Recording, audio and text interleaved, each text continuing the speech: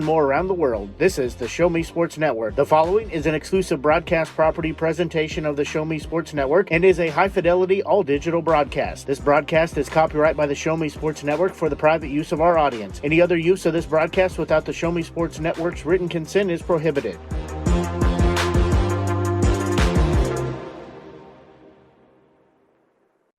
Sports Network broadcast crew is ready in the Doc and Norm Direct broadcast booth. Exclusive pre-game coverage of Jefferson City Renegades baseball is brought to you by Animal Medical Center of Jefferson City, Avon with Michelle Carty, Boone County Journal, Centurion Cares, Christopher Scott, Farmers Insurance, Doc and Norm Direct, Eddie Goodell Society, Han Custom Laser Engraving, LLC, Hoslog Landscaping and Design, Last Sentinel Firearms, Retrieving Freedom, River Oak Christian Academy, Sawdust Studios, State Tech of Missouri, and Walk Off Wood Bat Company. The excitement is building in the stands, and the tension is rising in the dugout as first pitch is just around the corner. You're listening to exclusive coverage of Jefferson City Renegades baseball on the Renegades Radio Network and the Show Me Sports Network. Now let's go live to the field to the Doc and Norm Direct broadcast booth. Hello, Renegades fans. Sorry about that. We are having some technical difficulties out here in the middle of nowhere with our internet connection. So our game is already underway with Ty Wilmsmeyer making the first out for the Renegades. Up to bat is Cole Wagner. Yeah, not the way we expected to start this one, but like you said, we're kind of out in the middle of nowhere, and thankfully had some help with the broadcasters here, so we're now on the air, thankfully for that. But like Ashley said, just underway. Ty Wilmsmeyer recorded the first outs, and now steps in Cole Wagner. The 2-ball count so far. Pitch is called a strike. In there. Renegades game just underway. Had a plan to do a pregame show. We tried our absolute best. We totally did one. You guys just weren't listening. So that's a you problem. Hit lofted on the infield, chasing after the shortstop. Did he get it? He did. Nope, he didn't make the catch. Ball fell to the ground. Wagner going to try and go to second. The tag there at the base, and they call him out at second base. That ball just got past the glove of the diving shortstop out in shallow center field, but alertly was backing up both the center fielder and the second baseman, and they get Wagner trying to advance to second base, and he is out, so now 2 up, 2 down for the Renegades. Bringing Luke Fuller to the plate. Didn't get the chance to really preview the starting pitcher for the Griffons. It is Jeremiah Coley-Caesar, right-hander on the mound. Has given up a hit already here in this top of the first inning, but batter was just retired trying to go to second base. This one way up and in over the back of Luke Fuller. So he's now ahead of 1-ball, no strike count.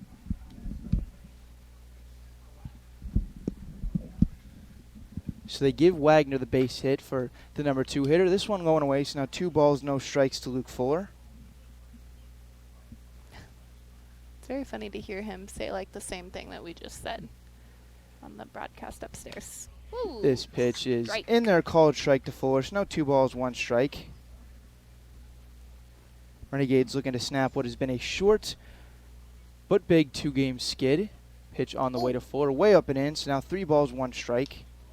These 2 teams scored off last night at Vivian Field in Jefferson City. Nevada took that one 7-5, just their 5th win on the year. Renegades only a game ahead now. It's 6-9, low and away, and Luke Fuller will walk a 2-out base runner for the Renegades. Up next for the Renegades is going to be our DH tonight, Jackson Lovich. So Fuller now on first for Lovich. Lovich actually, excuse me, not Jackson Lovich, Jackson Lovich. Oh. Apologies. He will now come to the plate after pitching last night. Came in the middle stages of the game, came in a 2-on no-out jam and didn't allow a run to score. So he looks good on the mound. This pitch skips Luke away. That'll allow all the way to second. Fuller to move on up. I sound so official. So now Lovich with a 2-out RBI opportunity.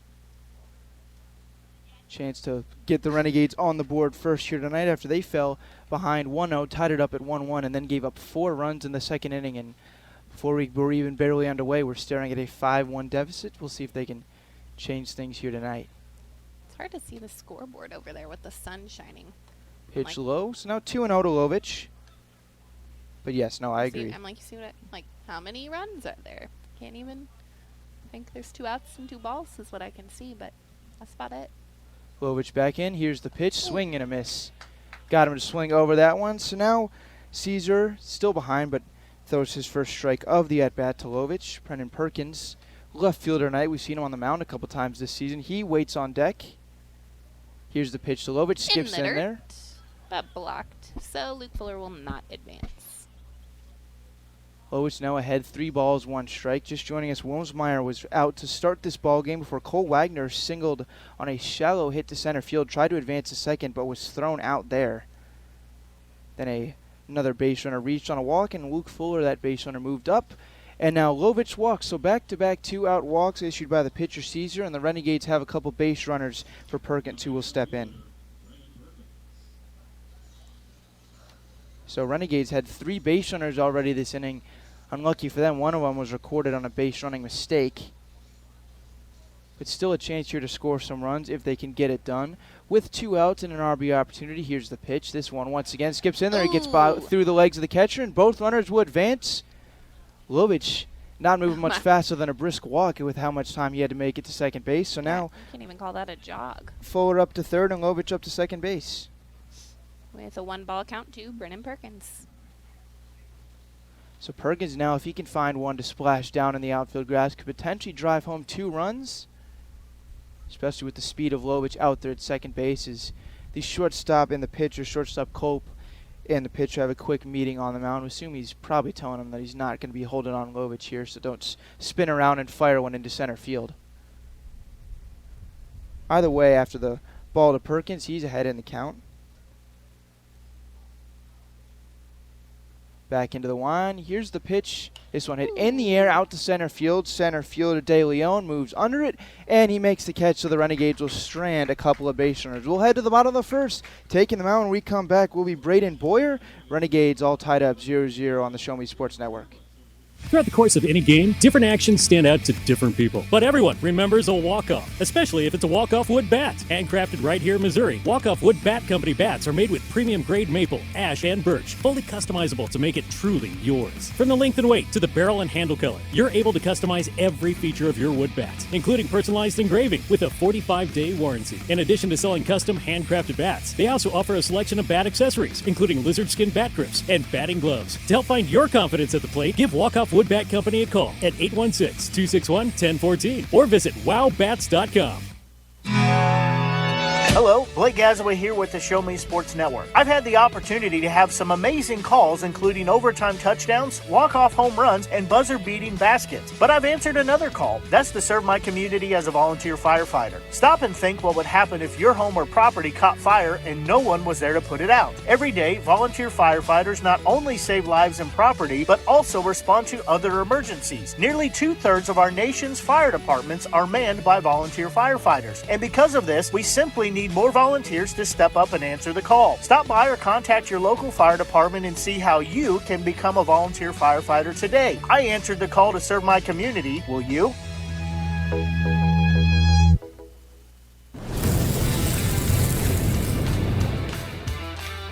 We are State Tech. We are hands-on education. When you choose the #1 2-year college in the country, you know you will be ready for your career. That's why at State Tech we say, from the classroom to your career, we are the employer's choice. We are State Tech. Alrighty, Renegades fans, we are back for the bottom of the first inning. Braden Boyer will be taking the mound for the Renegades, and I wasn't listening to the batter.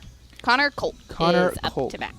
So he'll lead this thing off for the Griffons. It'll be Culp, Gray, and Schneider, 1, 2, 3. Facing Braden Boyer. First pitch on the way is in there. A called strike to the leadoff batting Culp. I feel like I need to be keeping score on my scoreboard, but I don't have to do that tonight. That'll be fun. So now Boyer back on the mound. He's pitched really well for the Renegades. I'll give you the stats from his last start when he took the hill in just a moment. His time is called. So Boyer, his last time out, faced Chillicothe. That game was last Saturday. Went 5 innings pitched, gave up 2 earned runs, 6 strikeouts, and 6 hits. Did take the loss, as the Renegades didn't score a whole lot in that one. Now here comes his 0-1 pitch. It's Bunt. Culp. Fouled right back to us. So he no moves balls, ahead 2 0-2. strikes. Renegades got a couple of base runners in the top of the first inning. Had a 1-out single before Wagner was thrown out trying to go to second. And then Fuller and Jackson Lovich both walked, but Perkins flew out to end the inning, so the Renegades were kept off the scoreboard. But now Boyer ahead, no balls and 2 strikes. He's got the leadoff hitter Culp behind in the count. Looks into the catcher Hirschler. He'll go into his windup. The rock, and here's the 0-2. Swing and foul, and we'll stay put right here. So I want to ask you, Ashley, you still potentially considering that plan of trying to go and observe this game from on top of the Renegades dugout? I don't know. It's nice and shady over there. It's a intriguing plan, I'll say that for sure. It'd be a nice view. We wouldn't have all these poles in the way, because I totally can't even see Braden's head as he throws that pitch, which is hit right into right center field. Sliding grab made by the center fielder, by Cole Wagner. Nice play. Cole Wagner. And that'll retire the leadoff batter, Connor Culp. Nicely done. Static. I like Yeah, that's not too fun. Oh, there we go. All right, up next for the Griffons is Seth Gray playing right field tonight. Sorry. Yep, right field. Oh, no, he just said third baseman. Jason Snyder, I believe, on deck is the third baseman. The lineup that we took a picture of in the That dugout. man said third base. So we'll have to pay attention when they go back in the field. First pitch is fouled off by number 13. Wherever he's playing, we'll find out. So Boyer retires the first batter he faces thanks to a little bit of help from his defense out there in center field. I think Cole did some work out there. I don't know if I'd call that a little bit of work. That was a pretty good job. That was a nice sliding grab. Regardless, Gray in there. He awaits the 0-1 pitch. Grounds this one out to third. Third baseman Shreves got it. Throw it cross over to first base, and that is 2 up, 2 down for the starter, Braden Boyer. Gets the fly out and the ground out to get things underway. Oh, Collins at third tonight. Okay. Correct. Okay. He's seen limited playing time, only a couple at bats on the season, but given an opportunity here tonight. So I didn't hear what he said. Schneider's up, but I didn't hear what he said he was playing.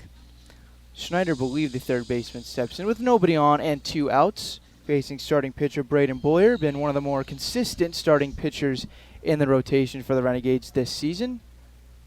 Started opening night for the Renegades at Vivian Field. Here's the pitch. This one Called strike 1. That was a nice work behind the plate by Hirschler. That one was trying to make its way off the outside corner of the plate. Yes, that was right there. It was certainly on the edge, and call goes the way of the Renegades. So now ahead, no balls, 1 strike is Boyer on the third baseman Schneider. This one low and outside. It's now 1 ball, 1 strike. Is that the first ball he's thrown? I believe he none to Seth Gray. I think that's his first ball. It's not too shabby. So 1-1 pitch on the way to Schneider. This one in there called strike. That was right down the middle. So Boyer now a strike away from concluding this top of the first inning. Continuing a streak of some really stellar starts on the mound. Facing a Nevada team that just beat us last night back in Jefferson City. So Boyer now's got what he likes from Hirschler. Goes back into his windup. Here's the 1-2. This one foul. And we'll stay put right here. Man, seeing all these people walk around with their free ice cream tonight. It is certainly tempting. No, I might have to make a little delivery. So after the foul ball, we stay put at 1 ball and 2 strikes on Schneider. Boyer on the hill. Long. He's been taking some long looks in tonight. But now he's got one that he likes. It's a good pause for dramatic effect. 1-2 is just up and away. Just missed. That was a close one. That was a nice take there by Schneider, the third baseman. So he stays alive and now evens the count at 2 balls and 2 strikes. Oh no, those kids are taking my spot. You in the mood to go get in a fight with some kids here out in Nevada? I feel like that would be frowned upon. 2-2 pitch on the way, hit in the air, out to shallow left field. Shortstop going out. It looks like he's going to get under it. It's Hopkins, and he makes the catch to end the inning. So 3 up, 3 down for Braden Boyer. Nicely done start for him. And we'll head to the second inning. 0-0 our score on the Show Me Sports Network. Creating custom, handcrafted woodworking projects has never been easier. Become a member of Sawdust Studios and enjoy 24/7 access to a woodworker's paradise. Outfit with industry-leading professional-grade tools, Sawdust Studios offers endless woodworking possibilities. Don't have woodworking experience? No problem, as Sawdust Studios offers affordable classes from a community of woodworkers, experienced designers, and master craftsmen. Youth classes are also offered for those junior woodworkers. For more information, search Sawdust Studios on Facebook or find them online at sawdust247.com. Sawdust Studios, your community woodshop. River Oak Christian Academy has been providing a strong biblical foundation and academic excellence within a Christian environment to students for more than 16 years. Located in Jefferson City, River Oak Christian Academy offers kinder prep through 7th grade with 8th grade to be added in the 2023-2024 school year. River Oak Christian Academy's primary goal is the discipleship of the next generation to impact the world for Christ. Average class sizes are just 16 students with a student body composed of families from over 30 area churches. Kinder prep offerings include 3 and 5 full-day sessions, with kindergarten offering a half-day and full-day programs. To find out more about River Oak Christian Academy, call them at 573-634-3983. Last Sentinel Firearms is your federally licensed and registered Type 7 FFL manufacturer dealer in Missouri, providing quality products to all types of sports enthusiasts, law enforcement, and individuals across the nation. Orders are currently being fulfilled, offering custom-built pistols and rifles from the AR platform made right here in Missouri. Visit their website at lastsentinelfirearms.com or call them at 417-684-7202 to find out what they've got for you. Last Sentinel Firearms, you are your last line of defense. Alrighty, Renegades fans, we are back for the top of the second inning with Joe Hirschler leading off for us. He's batting in the number 5? He Five, is. He's in the number 6 spot tonight. 6 spot, man. Yeah, we had a couple base runners last night, thanks to 2 2-out walks. And first pitch was called strike. This one in there. Swing and miss. Herschler goes chasing at the off-speed, doesn't come up with anything. So now no balls and 2 strikes on the Renegades catcher. Leading off to start the second. He'll be followed by Shreves and Maslowski. Levi Maslowski. It's now 0-2 count on the way. This one up and in. It's now 1 ball, 2 strikes on Herschler. We mentioned last inning, Colin Shreves getting one of his first couple starts this season as well. Does not have a whole lot of at-bats, but hopefully now in more extended playing time, see what he can produce. Pitch on the way, hit in the air, out to shallow center field. Couple infielders go out. Looks like the shortstop is going to make the catch. That's Culp, and he records it for out number 1. So Herschler retired. Back-to-back Renegades hitters going back to the last inning have been recorded out after the back-to-back walks. Now up for the Renegades is number 8, playing third base, Colin Shreves. So Caesar, right-handed pitcher, is yet to give up a run despite allowing 3 Renegades to reach, as Shreves waves and misses that one. Certainly looked to be way out in front. Not a great swing on that pitch. He was a little bit off balance. But regardless, still in there. 0-1 pitch on the way. Misses up, so now even at a ball and a strike. Renegades looking to snap 2 straight losses after they had reeled off 2 straight wins. Pitch on the way to Shreves is weakly hit off the end of the bat. Pitcher off the mound to get it. He'll flip on to the first baseman, Man Warren, and that's out number 2, a weak ground ball off the bat of Colin Shreves. Like you couldn't even call that a swing. It was basically a check swing attempt, and it just caught the end of the bat and rolled right off it towards the pitcher. Now Levi Maslowski is up to bat for the Renegades. Where's he playing tonight? He is at first base this evening. So Maslowski looking to continue this top of the second inning. 0-0 our score. Pitch on the way, skips in there, so now no balls and 1 strike. No strikes and 1 ball, pardon me. Man, I'm getting some salty text messages that they're not liking me as much as they liked Claire last night on the broadcast. This pitch a called strike, nabs the outside corner. Great work by the catcher to pull that one in to get it called a strike. 1-1 pitch on the way. This one skips in there once again. And 2 balls and 1 strike, bringing our count with 2 outs. Couple pitches to Maslowski in this at-bat that have missed way low. The flies in this little box are going to kill me tonight. 2-1 pitch on the way. This one's swing and a miss by Maslowski. That was certainly off speed and tricked him. Couldn't come up with it there. So now we're even 2 balls and 2 strikes. Caesar does not have a strikeout so far tonight.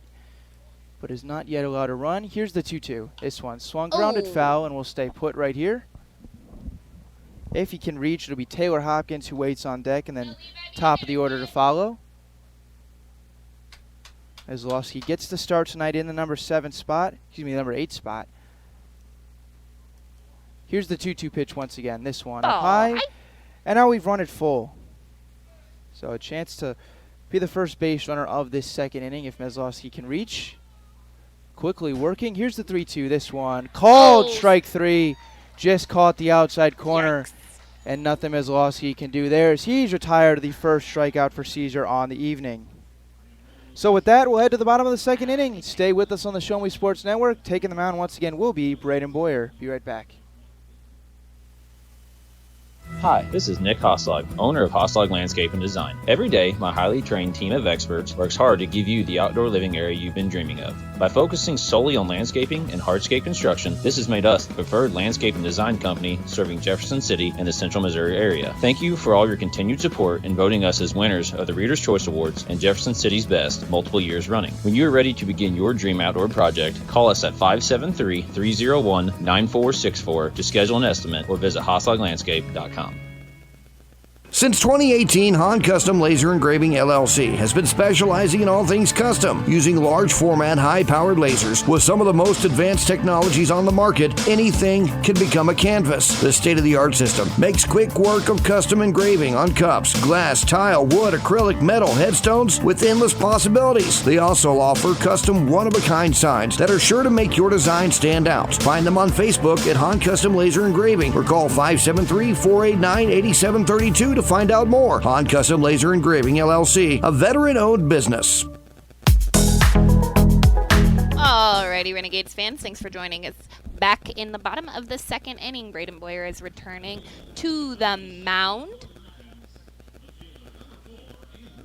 to face Andrew Picker.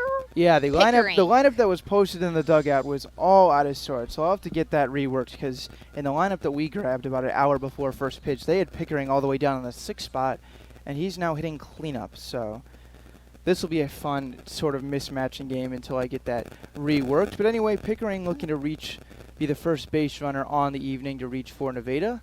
Looks at a called strike in there. Man, that sun looks like it might be right in Braden's eyes out there.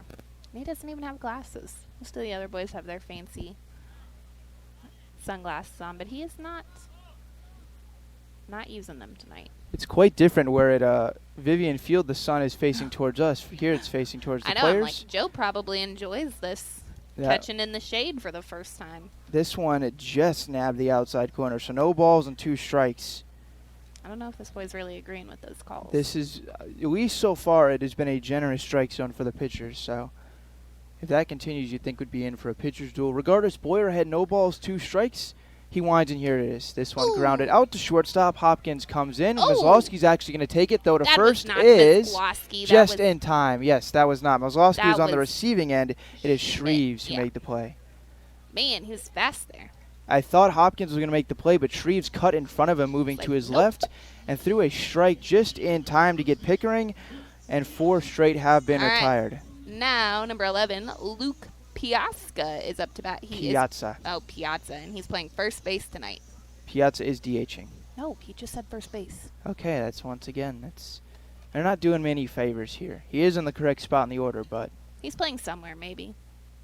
Maybe just hitting. We'll find out. So Boyer's retired all 4 he's faced. This pitch is fouled off to the left side, right over the Griffons' dugout. Into their little picnic area. It's a very interesting setup at the ballpark here. But, there's also some bounce houses out here tonight for bounce house day, I guess. It's like an obstacle course. Looks pretty fun.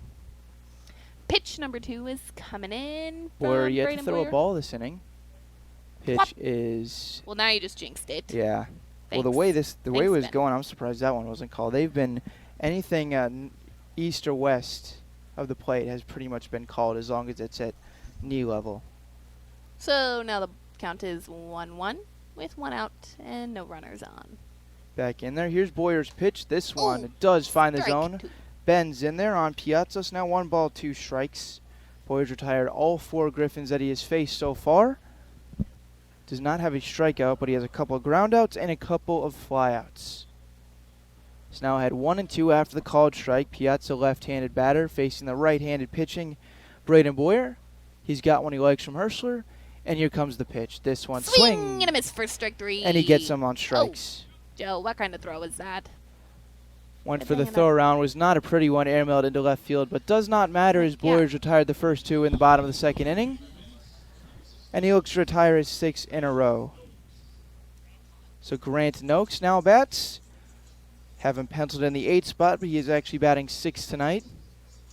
Hits you with 2 out and nobody on. Boyer has been cruising early. Looks to continue that here after he just picked up his first strikeout of the ball game. And here it comes. This one. First pitch is called strike 1 right on the outside corner. That sounded official. I'm getting better. Okay, that breeze, though. Hello. So now Boyer, after just recording his first strikeout of the night, ahead, no balls, 1 strike. This one hit in the air out to center field. Chasing after it is Wagner. He makes the running grab, and that will end the inning. So 6 up, 6 down for Boyer, and we'll head to the 3rd. 0-0 on the Show Me Sports Network. We'll be right back. The following public service announcement is brought to you by the Eddie Gaedel Society, Jefferson City Chapter 10, doing little things to make a big difference. Want to make a big difference in your community? Be kind to others, drive safely, and put litter in its proper place. Join us in celebrating Eddie Gaedel's historic Major League appearance as a member of the St. Louis Browns by doing something nice for someone today. Take a walk, Eddie! MoX Dock and Norm Direct is back better than ever. Much more than your #1 ground shuttle transportation service to St. Louis Airport. Yes! MoX Dock and Norm Direct is Mid-Missouri's leader in premier group travel. Sporting events, concerts, wedding receptions, the lake, winery trips, Branson, plaza shopping, reunions, pub crawls. Group sizes from 1 to 100 or beyond. We do it all. Remember, we want you to ride MoX Dock and Norm Direct.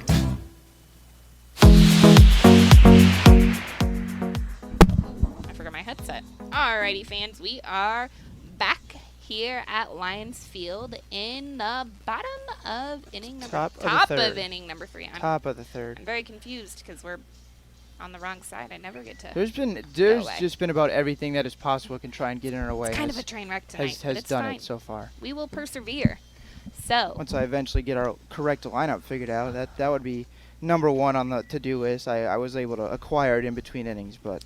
All right, well, I'm going to go ahead and tell you what's about to happen on the field here. Taylor Hopkins is going to be up to bat for the Renegades. Taylor is playing shortstop tonight and has been looking pretty good. And then we'll be back to the top of the lineup for our second batter of the inning. It will be Ty Wilmsmeyer. Cole Wagner will be number 3. And if anyone can make it, Luke Fuller will be up. Renegades got a couple of base runners in the first inning on a single and a couple of 2-out walks, but we're not able to bring any of them around to score. Actually, the 2-out walks moved up to 2nd and 3rd thanks to a couple wild pitches, but flat was recorded to end the inning, and that leaves us here where we are right now. Braden Boyer has been awesome, retired all 6 batters he's faced. First pitch is called a ball. It's a little bit too high. What's their pitcher's name? Their pitcher on the mound out for his 3rd inning of work, Jeremiah Coley Caesar. Oh, okay. Oh, yikes. That was a little slider, change-up, curvy ball, but we swung at that, so we're going to call that a strike. So now, back into it. 1-1 pitch is going to bend on in there to Hopkins, so 1 ball, 2 strikes. Caesar's got some off-speed working early. Yes. Back-to-back pitches, he is able to fool Taylor Hopkins, and now here's the 1-2 pitch. This one. In the dirt for... I don't know about in the dirt, that one. But it was pretty low for ball 2. Caesar's been working incredibly fast. Probably a little warm out there. Just about the time that any of these Renegades batters have gotten back into the box. Oh my goodness. Swing and a miss, and not only that, And the bat went flying. So that'll be out #1, strikeout, first strikeout of the game. Recorded by Caesar, the 2nd strikeout. Got Maslowski looking to end last inning. Up next is Ty Wilmsmeyer coming to the plate, along with a nice breeze, which is blowing against us. So I bet our home run count tonight will be pretty low. If I was a betting woman. First pitch up and into Wilmsmeyer. Looking to get the Renegades on the board. They did not hold a lead at any point last night. Looking to change that here. Grounded, just foul outside the third baseline. Wilmsmeyer looked to be on that one. Like, you think I'm going to read just all this? missed it. So Wilmsmeyer leading off tonight, playing second base, grounded out his first time up. Well, Blake just hit us with 6 paragraphs of fun facts about the field here, but I don't know if I want to say all that. That's a lot of talk. Well, Blake is an Nevada guy, so pitch is outside Wilmsmeyer. But we're the Renegades broadcasters. They have their own guy to listen to tonight. It's now 2-1 count to Wilmsmeyer. Caesar back on the mound, quickly working. This one just misses outside, so now 3-ball, 1-strike count on Wilmsmeyer.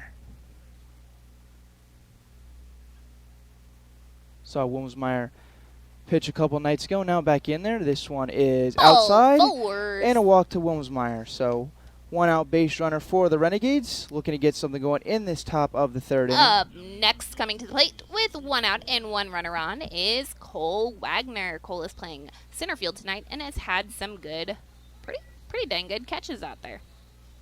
He has certainly made his mark on the defensive side so far this evening. Has had the sliding catch a couple look at innings his bridges, ago. Though. He's going to have to visit Capital Laundry when we get home. First pitch is low, just kicks away. Wilmsmeyer's going to try to move up. The throw to second. He's in there safely. I was more dramatic than you've been. Step it up. Let's go. So that was a ball, in case you were keeping along with us. Oh, is there a little sass happening out there? Looked like we were giving some people some ugly looks. We had a little bit of sass happening last night at the game, so let's see if everybody's had a chance to calm down after a good night's rest before we made it back today. Grounded to short. Wilmsmeyer will move up to third, but the throw is over to first in time to get Wagner.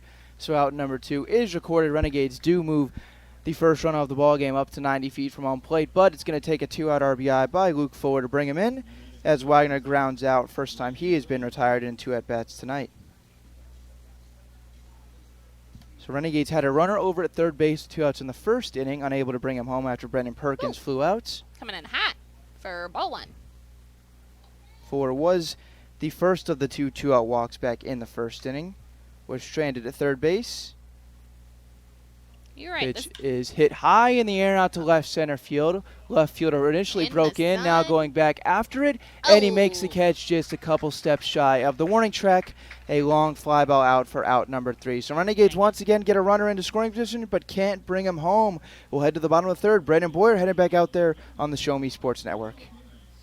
At Centurion Cares, for more than 3 decades, their focus has been on exceeding customer expectations for contact center software solutions. Their innovative communication solutions include utility interactive voice response software that allows for smart communication features that let your utility deliver superior customer service 24/7. They also provide other streamlined services like automatic call distribution, automated customer callback, reporting, and quality assurance. To find out more about how Centurion Cares can help your business, call them at 727-421-5300 or look them up online at centurioncares.com. Centurion Cares, innovative communication solutions.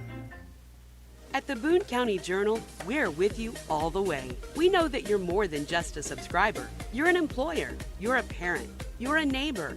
Most importantly, you're a community member. It's our goal to provide you with the latest news, sports, opinions, obituaries, classifieds, and more to keep you informed about your community. To find out more about the Boone County Journal or to subscribe, call 573-657-2334 or visit bocojoe.com. The Boone County Journal. We're with you all the way. Alrighty, fans, thanks for joining us here at the Show Me Sports Network. We are back for the bottom of the third innings with Nevada versus the Renegades. And, oh, I forgot to turn that down. Oops! Braden Boyer is back on the mound. Richard Tomlinson is up to bat for Nevada. It looks like he is in the DH spot tonight, I think is what I heard. Y'all are going to be stuck with me for this half inning while Ben gets our scorebook figured out, so I hope you enjoy it.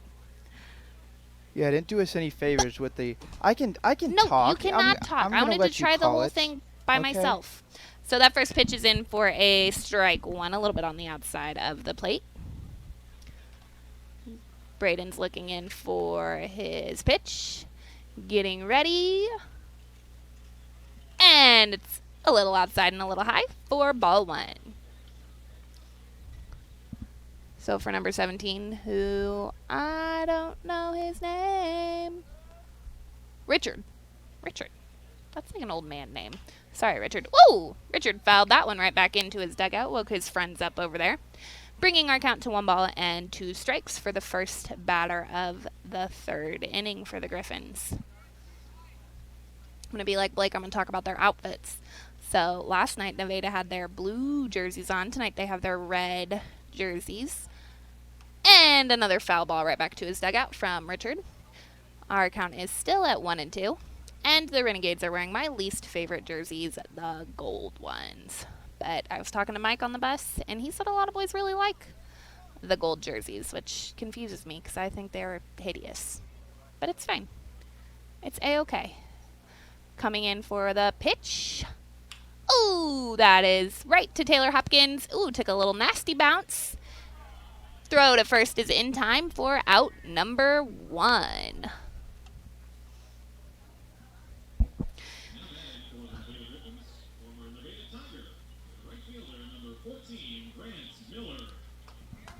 Grant Miller. Man, my ears are broken. Grant Miller is up to bat for Nevada. It sounds like he is a hometown boy, and he had a pretty big squad out here cheering for him. There are no runners on and 1 out already for the Renegades in this inning. Boom! First pitch is a swing and a foul ball for strike 1. Coach Bexton will mosey out to grab that ball out of play for us. Everybody will get resituated on the mound, not the plate. What's his name? Grant Miller. And that pitch is a little low back there for ball 1. With a 1-1 count now, with 1 out and no runners on. Braden Boyer looks in for the sign from Joe Hirschler.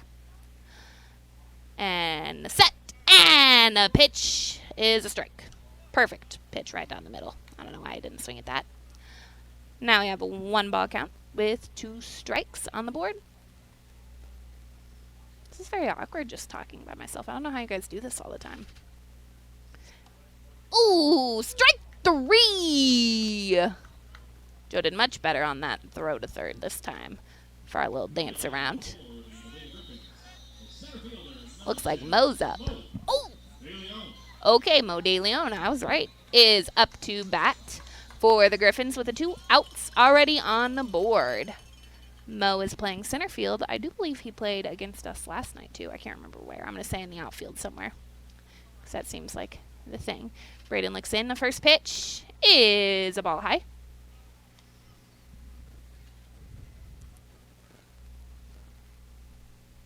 Takes everybody a second. There's still some fans filing in here with that free ice cream. I'm very jealous.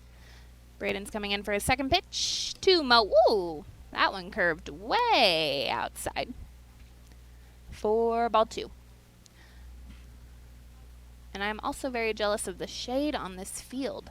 There's only about 4 of our position players who are in the sun right now. We're at home, we would all be roasting. So hot. Foul ball is going to bring in pitch number 3 to Mo. Oh, we got some friends out there fighting over the foul ball.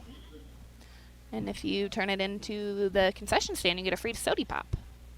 Yes, I said soda pop. I'm that girl. All right, Braden looks in for the next pitch. It's another foul ball right back to the same area, bringing our count to 2-2 with 2 outs. Man, the umpire already needs 6 balls. What's happening? Braden looks in for the sign. Joe's probably giving him something real good here, something real tricky. And the windup, and the pitch is swung! Foul ball, but the net caught it this time. Joe will mosey over, grab it. Oh, man, number 13 on the Griffons tried to get that. Sorry, kid. That's okay. Joe's just too fast. Taking a second for the umpire to get his new balls repositioned in his bag. Taking a breeze break. And we are back. with a pole right in Braden's face so I can't see what he's doing. Oh, there we go. And the pitch is swung straight up, right to the shortstoppy area. Taylor. Oh, Taylor almost lasted in the sun there, but was able to make the catch for out number 3. So the score is still 0-0. Thanks for listening at the Show Me Sports Network, official broadcast partners of the Jefferson City Renegades, and we will see you back in just a second as the Renegades take the plate. Serving the capital city and the surrounding area for 70 years, Animal Medical Center strives to provide the best possible medical service for your pet in a caring atmosphere. To promote quality healing and preventative care in a fear-free environment, Animal Medical Center of Jefferson City is a full-service veterinary hospital. Whether your pet has fur, feathers, or scales, Dr. Greg Boyer and Dr. Kayla Terry have the experience and expertise to treat complex medical conditions as well as providing annual well checks and vaccinations. Animal Medical Center of Jefferson City is the only veterinary hospital in the capital city accredited by the American Animal Hospital Association. To schedule an appointment, call the team at Animal Medical Center of Jefferson City at 573-636-4626.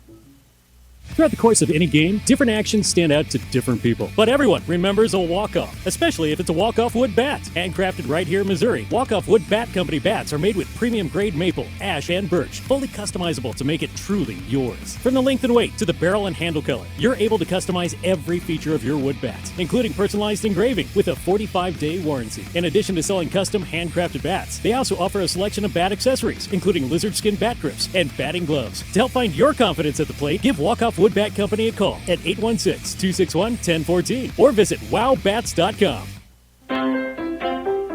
Alrighty, fans, we are back for the top of the 4th inning here at Lions Field, home of the Nevada Griffons.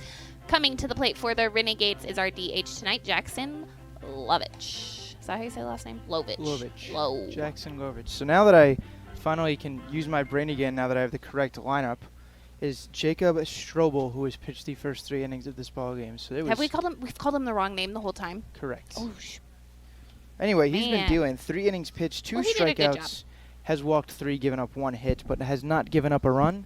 But yeah, the lineup card that I received was completely off. Whoa, that pitch bounced in. Now we have a 2-ball, 1 strike count. If I had to guess, I was given the lineup card from last night. That would be my guess, and that when I got it from the dugout, it was just not updated.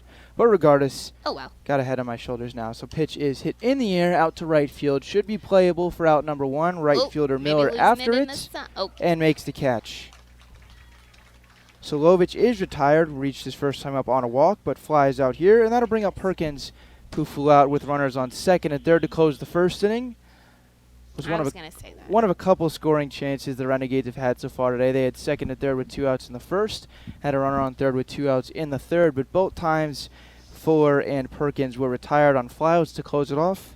So Strobel has kept his line scoreless. First pitch is grounded out to short baseman. Awkward little hit. Chance comes in, throws over to first. Piazza stretch at the bag, and safe is the runner at first base. They say Piazza came off the bag. Well, yeah, because he was in the dang splits out there.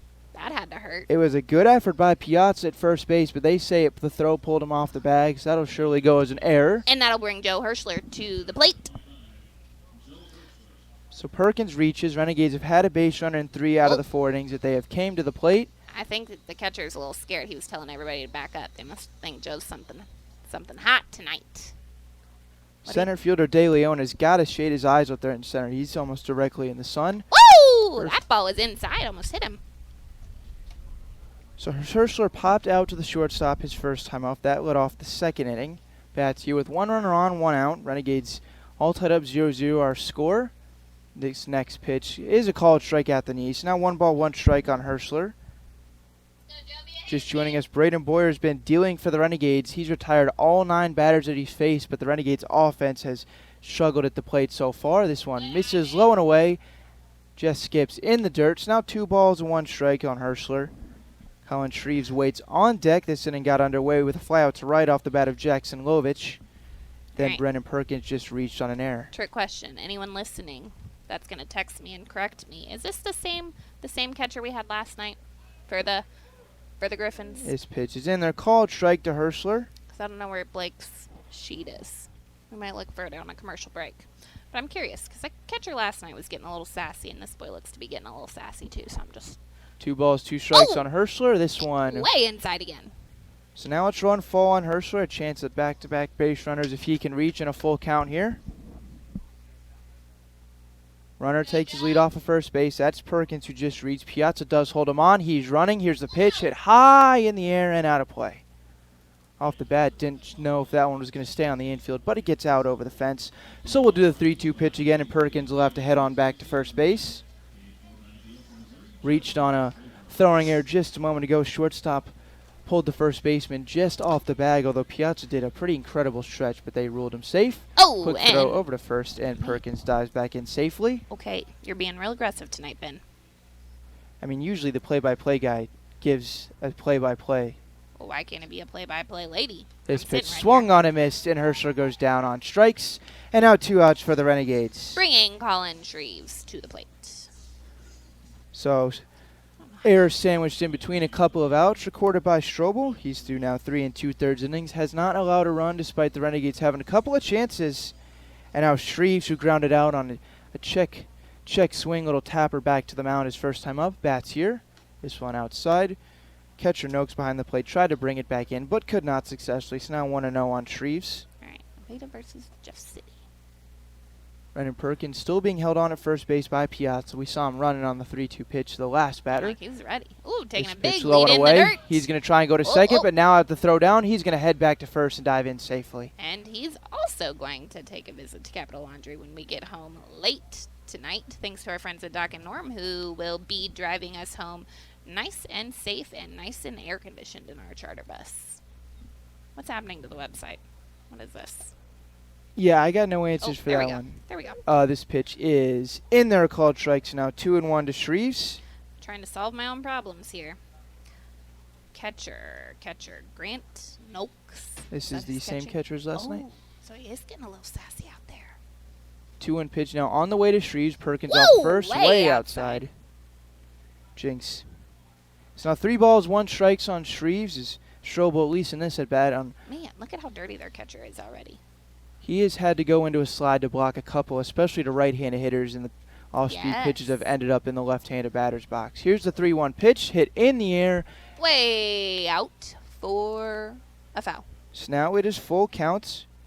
Strobel's already got 3 strikeouts on the game. Went full count to Joe Herschler last at bat before striking him out swinging. And now has an opportunity to pick up his 4th strikeout if he can get Shreves here to end the inning. 0-0 score out here in Nevada. Nevada won last night's game between these two. Renegades trying to get back at him. Here's a 3-2 pitch. This one just outside. Woo! Good hit by Shreves. And now the Renegades will have 2 on with 2 outs. Bringing up our friend. Oh, don't tell me. Don't tell me. I know this. It's Levi. Correct. Levi Mislowski. Number 34 is up to bat. Perkins. Sorry. Perkins, who reached on the air a couple batters ago, moves up to second base on the walk to Shreves. I was going to say that we have runners on first and second. Correct. With 2 outs. They do not hold him on with 2 outs here. First pitch is swung and a miss for strike 1. So number 8 hitter in this Renegades order. RBI opportunity. Third inning out of 4 that the Renegades have sent a runner at least up to second base. Here's the 0-1 pitch, hit in the air and foul out of play. So now quickly ahead, no balls and 2 strikes. Pitcher Strobel has often been ahead of these Renegades hitters. Although he has walked 4 in 3 2/3 innings. And I'm like, we've done a good job of coming back. We fall in the count early. 0-2 pitch is swung and grounded off to the left side foul. But yes, Coach you Bexton are didn't correct. even flinch over there. So we'll do the no ball 2 strike pitch once again. Once Meslowski steps back into the batter's box. Still a 0-0 score thanks to some great pitching on the other side for the Renegades. Braden Boyers faced 9 batters and retired them all. Whoop, whoop. I told him before the game, I said, hey, you're going to do a great job today, kid. This pitch, the catcher started walking off. It was outside for a ball. He thought he's a little sassy. That ball, I honestly think that ball was pretty clearly outside, but the catcher stood right up and started taking off towards the dugout. Maybe he was thinking that if he did that, then the umpire would be like, oh, yeah, strike. Regardless, 1 ball, 2 strikes. Runners take their leads. This one hit foul. And once again, Levi staying alive in the count. He's fouled a couple off here. Oh, I learned we can't sing last night. Sorry, Blake. I'm not trying to get us kicked off. Well, not even that. It's just a copyright thing. That's why we just go to commercial break during the national anthem.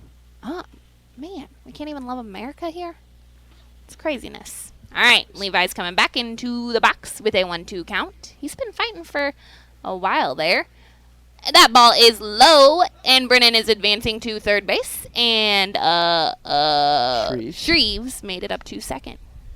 And when skipped in there, catcher had a kick away off to his left just a little bit, but more than enough for both runners to advance. And now for all 3 times that the Renegades have had runners on in this ballgame, they have gotten that runner at least over to third base. They now have second and third here with 2 outs. They had the same opportunity back in the first inning. Feeling deja vu a little bit.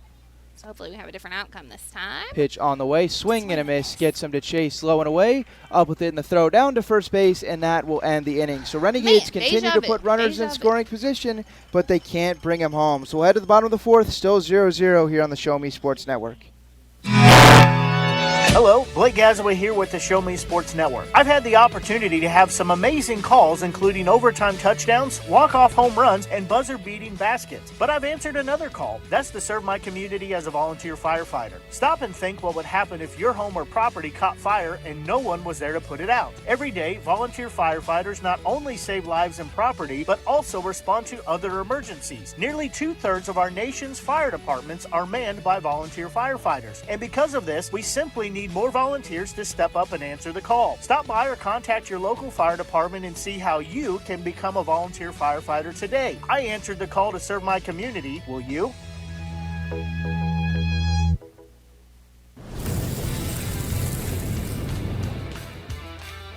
We are State Tech. We are hands-on education. When you choose the #1 two-year college in the country, you know you will be ready for your career. That's why at State Tech we say, from the classroom to your career, we are the employer's choice. We are State Tech.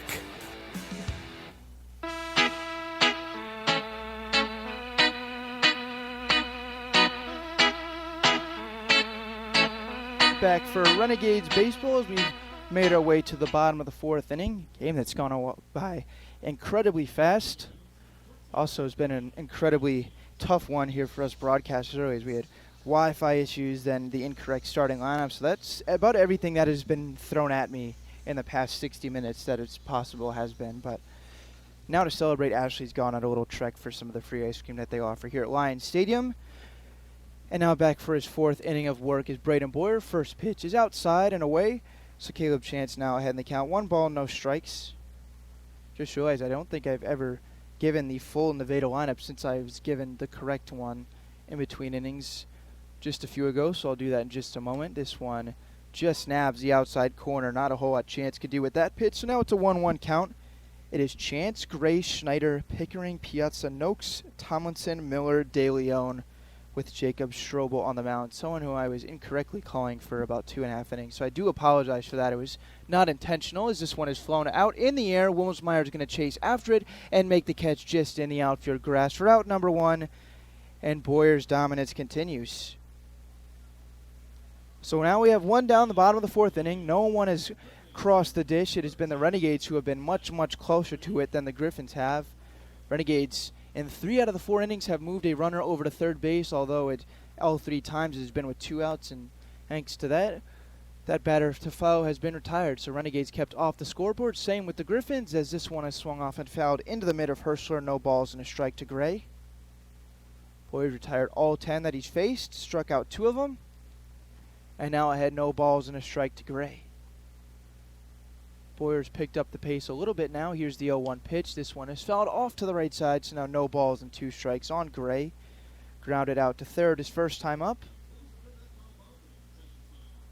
First time through the order for the Nevada Griffons. They had fly out, ground out, pop out, ground out, strike out, fly out, and then ground out, strike out, pop out. So whole lot of things that end in out.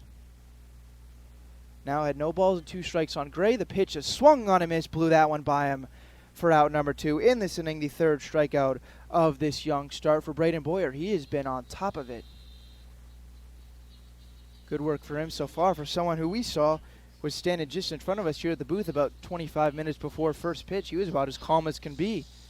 Maybe he knew he was going to go out there and breeze through this Nevada lineup. Regardless, gets 3 pitches to shut down Seth Gray on strike, swinging, and now will face Jay Schneider. Popped out to short his first time up to end the first inning.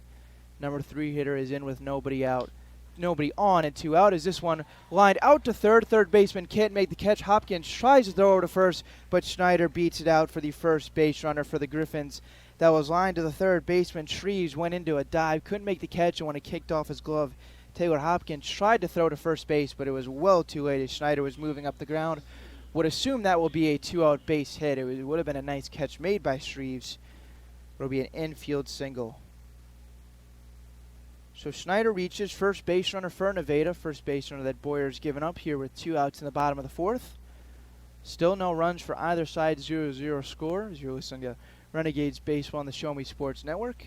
First pitch is fouled off by the left-handed batting cleanup hitter Andrew Pickering.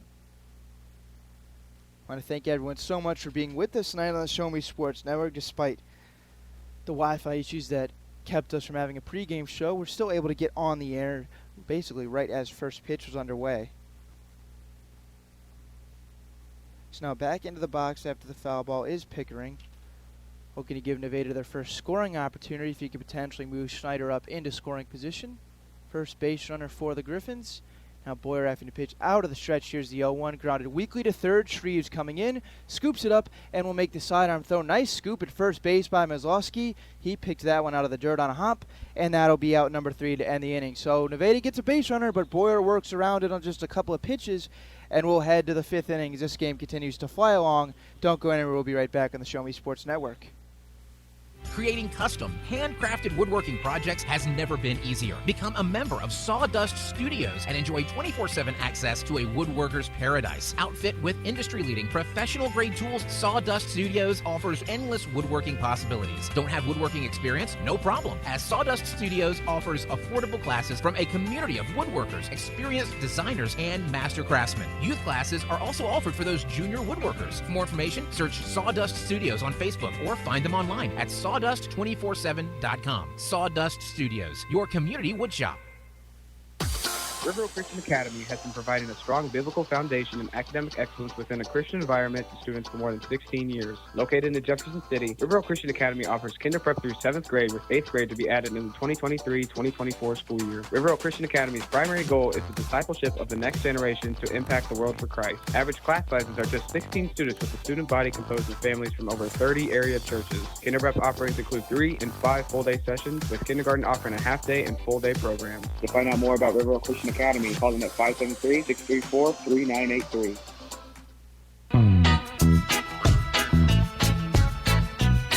Jacob Strobel taking the mound out for his 5th inning of work. We'll start with the bottom of this Renegades lineup before turning it back over to the top after Hopkins takes the first at-bat of this top of the 5th inning in a game that has been moving very, very quickly because both pitchers have been absolutely on top of their games early on in this one. Jacob Strobel so far, 4 innings pitched, 4 strikeouts, have given up 3 walks and a hit, but has done some very good damage control. Has actually stopped all damage, has not given up a run. His first pitch is in the air to right. Right fielder Miller chasing after it. It's a long run as it gets into foul territory, and that will be uncatchable. So no balls and a strike now on Taylor Hopkins. Hopkins struck out swinging his first time up. Starting in the number 9 spot this evening, and the shortstop for the Renegades. So he's got a chance to get this 5th inning going as Strobel works to continue what has been a 0-run effort. This pitch fouled off the mask of the catcher. So now no balls and 2 strikes on Hopkins, in danger of going down on strikes for the second time behind 0-2. So after that pitch is fouled off, umpire's going to give the catcher a second to breathe. He'll walk that ball on out to the pitcher, stick it in the glove. Nice little thing they're doing here is that one was fouled straight off the mask of the catcher, Noakes. So umpire's giving him just a second to breathe. Hopefully he's all right. Coaches haven't came out to even see him as he's just crouching behind the plate. Umpire now asks if he's good to go, and he gives him the A-OK. So we'll go back to work on Taylor Hopkins.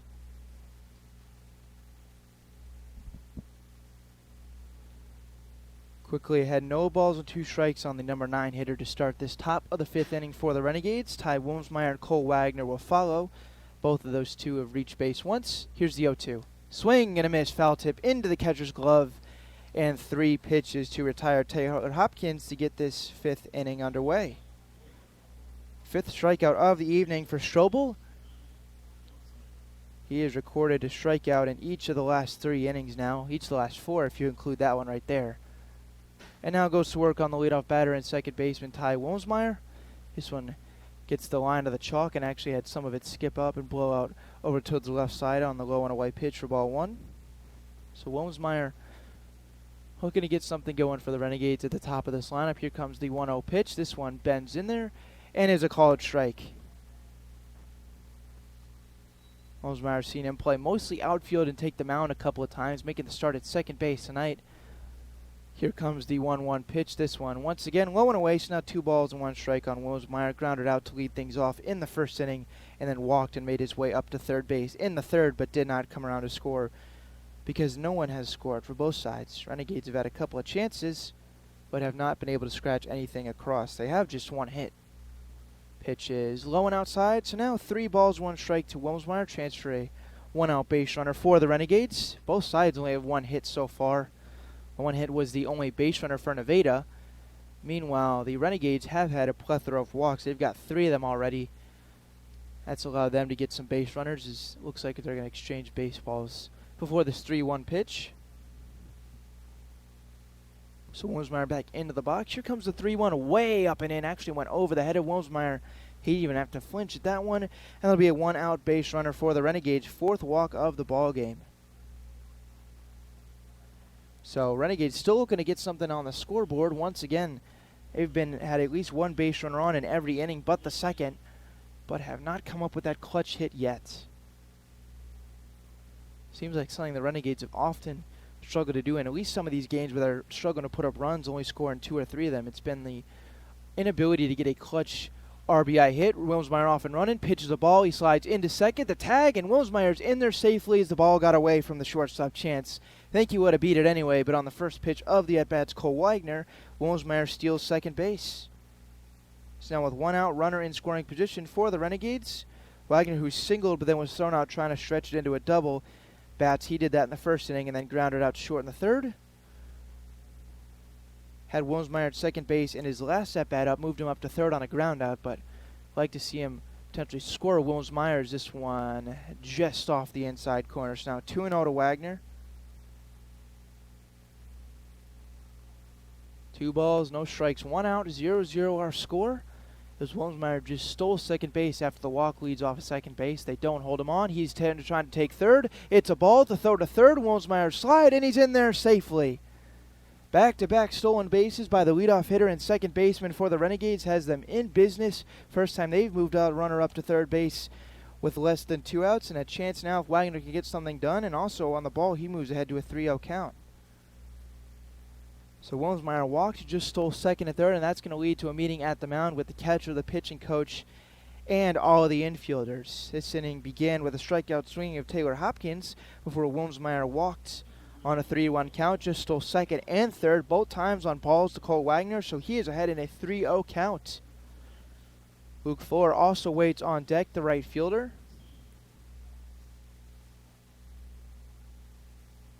Renegades have lost their last 2 games, both of them at home, and have struggled to score some runs. They lost 7-5 last night. Not a bad offensive output, but fell behind very early, and then lost 6-4 on Wednesday. That was coming off of wins in Joplin and in Sedalia, especially in Sedalia where they put up 7 and pretty much had that game from start to finish.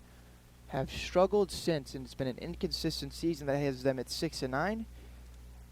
They're currently at 3rd in their division. The team in 4th in that division is Nevada, but they're at 5-11, so they could catch the Renegades in wins if they take this one here tonight. Both teams will play 8 times. This pitch is hit in the air, out to shallow left field. We'll see if Wilmsmeyer tries to tag. Left fielder makes a catch. Wilmsmeyer is going to bluff, and he'll have to stay at third base as the left fielder Pickering was just too shallow to try and send Wilmsmeyer. And it was a good call as that one was thrown pretty accurately towards the plate. So an unproductive out by Wagner. Swings at a 3-0 pitch and flies out to left. And now it'll take a 2-out RBI for the Renegades to try and get on the scoreboard first.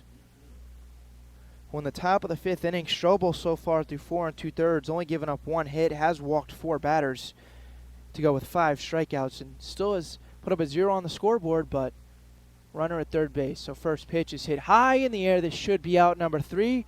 Shortstop goes out. Right fielder comes in. Right fielder slides. Did he catch the ball? He did not catch that ball. Looked like confusion between the shortstop and right fielder. The right fielder Miller would have to try and make a sliding catch. and could not do it. So out number 3 is not able to be recorded, and that's a Renegades run. Since he went into the slide, I believe that'll go down as an RBI single, but it was a ball that hung up in the air for a while. So Renegades get on the board 1-0. First pitch is lined down the third baseline. That's a fair ball into the corner. They're going to see Will Fuller's going to have to get on his horse here. He's on his way to third. They're going to hold him there. The throw comes back in. Late send was attempted, but Fuller didn't see it, so he'll stay at third base. And now they've got Lovich caught in between second and third. They're running him towards third. They make the tag, and the Renegades run themselves out of the inning. It was a double by Lovich down the line, but some confusion in between second and third allowed Lovich to be too far off the bag, and he is tagged out in a rundown. So Renegades get 1 run, could have had even more if not for a base running gaff. But regardless, they have the lead. We'll head to the bottom of the 5th. Boyer coming back out. Renegades now lead 1-0 on the Show Me Sports Network. Last Sentinel Firearms is your federally licensed and registered Type 7 FFL manufacturer dealer in Missouri, providing quality products to all types of sports enthusiasts, law enforcement, and individuals across the nation. Orders are currently being fulfilled, offering custom-built pistols and rifles from the AR platform made right here in Missouri. Visit their website at lastsentinelfirearms.com or call them at 417-684-7202 to find out what they've got for you. Last Sentinel Firearms, you are your last line of defense. Hi, this is Nick Hoslag, owner of Hoslag Landscape and Design. Every day, my highly trained team of experts works hard to give you the outdoor living area you've been dreaming of. By focusing solely on landscaping and hardscape construction, this has made us the preferred landscape and design company serving Jefferson City and the central Missouri area. Thank you for all your continued support in voting us as winners of the Reader's Choice Awards and Jefferson City's Best multiple years running. When you are ready to begin your dream outdoor project, call us at 573-301-9464 to schedule an estimate or visit hoslaglandscape.com. Since 2018, Han Custom Laser Engraving LLC has been specializing in all things custom, using large format, high-powered lasers with some of the most advanced technologies on the market. Anything can become a canvas. This state-of-the-art system makes quick work of custom engraving on cups, glass, tile, wood, acrylic, metal, headstones with endless possibilities. They also offer custom one-of-a-kind signs that are sure to make your design stand out. Find them on Facebook at Han Custom Laser Engraving or call 573-489-8732 to find out more. Han Custom Laser Engraving LLC, a veteran-owned business. Back at Lions Stadium for the bottom of the 5th inning. Renegades just jumping out to a 1-0 lead thanks to an RBI single by Luke Fuller. His first pitch just high and ball 1 to Luke Piazza. Boyer's retired all but one batter that he's faced so far tonight. Infield single to Jay Snyder with 2 out, nobody on last inning. Boyer then quickly bounces back to get Pickering on a ground out, and now will face Piazza to lead this inning off as he fouls this one off. Now 1-1 count to the number 5 hitter in this Nevada order. With Piazza, Noakes, and Tomlinson due up here in this 5th inning for the now trailing Nevada Griffons, 5, 6, 7 in their order.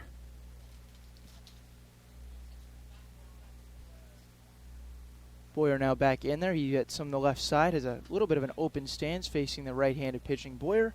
And here's the pitch. Swinging and a miss. Couldn't get that one. And now 1-2 strike count on Piazza, who struck out swinging his first time up.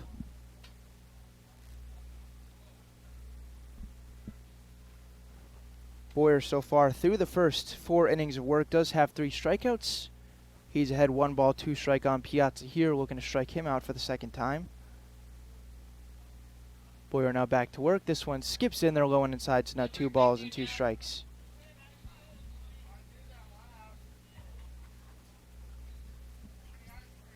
Piazza looking to give the Nevada Griffons their second hit of the night, second base runner if he can reach here.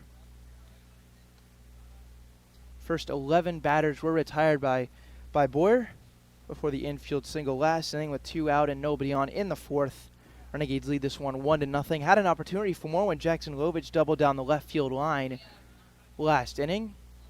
As here's the pitch on the way. Fouled off and will stay put at 2 balls and 2 strikes on Piazza. Lovich doubled down the left field line. Fuller was trying to gear it up to send him home all the way from first base. It was a late. Initially they held him at third, but then once the ball got away a little bit in left field, tried to send him, and I would assume that's what Lovich saw, is Fuller never saw the waved around sign. So he stayed put at third, and then Lovich got caught too far off at second base. So he was run out of the inning. Renegades get just the 1 run. Could have potentially more had they sent the runner, although it probably would have been a close play at the plate.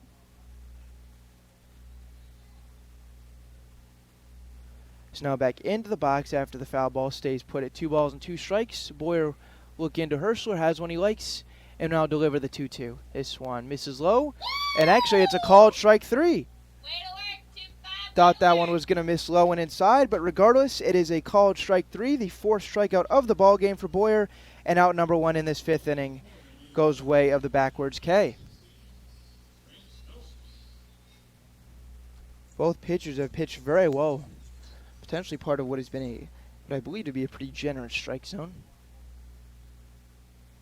So now with 1 out, nobody on, Grant Noakes steps in. This one up high and away. So ball 1 to Noakes, who flew out to center his first time up. That ended the 2nd inning.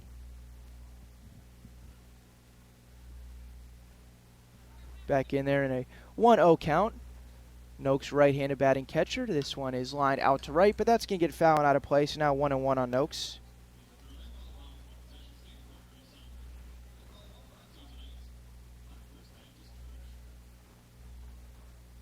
Boyer has been an anchor in this Renegades rotation. Started opening night at Vivian Field a couple weeks ago, and every time his number's been called, he has delivered so far and is doing it again once tonight. 1-1 to Noakes. This one bends out of the zone, so now 2 balls, 1 strike on the number 6 hitter for the Nevada Griffons.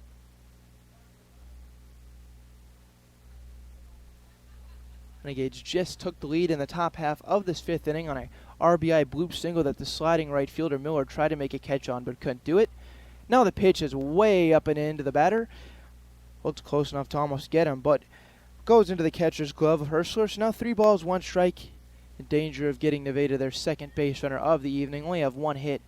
Renegades now have 3 thanks to 2 last inning. So Boyer now going to have to battle back in this count. Here's the 3-1 on the way. This one swings and misses. And now it's run full, 3 balls, 2 strikes.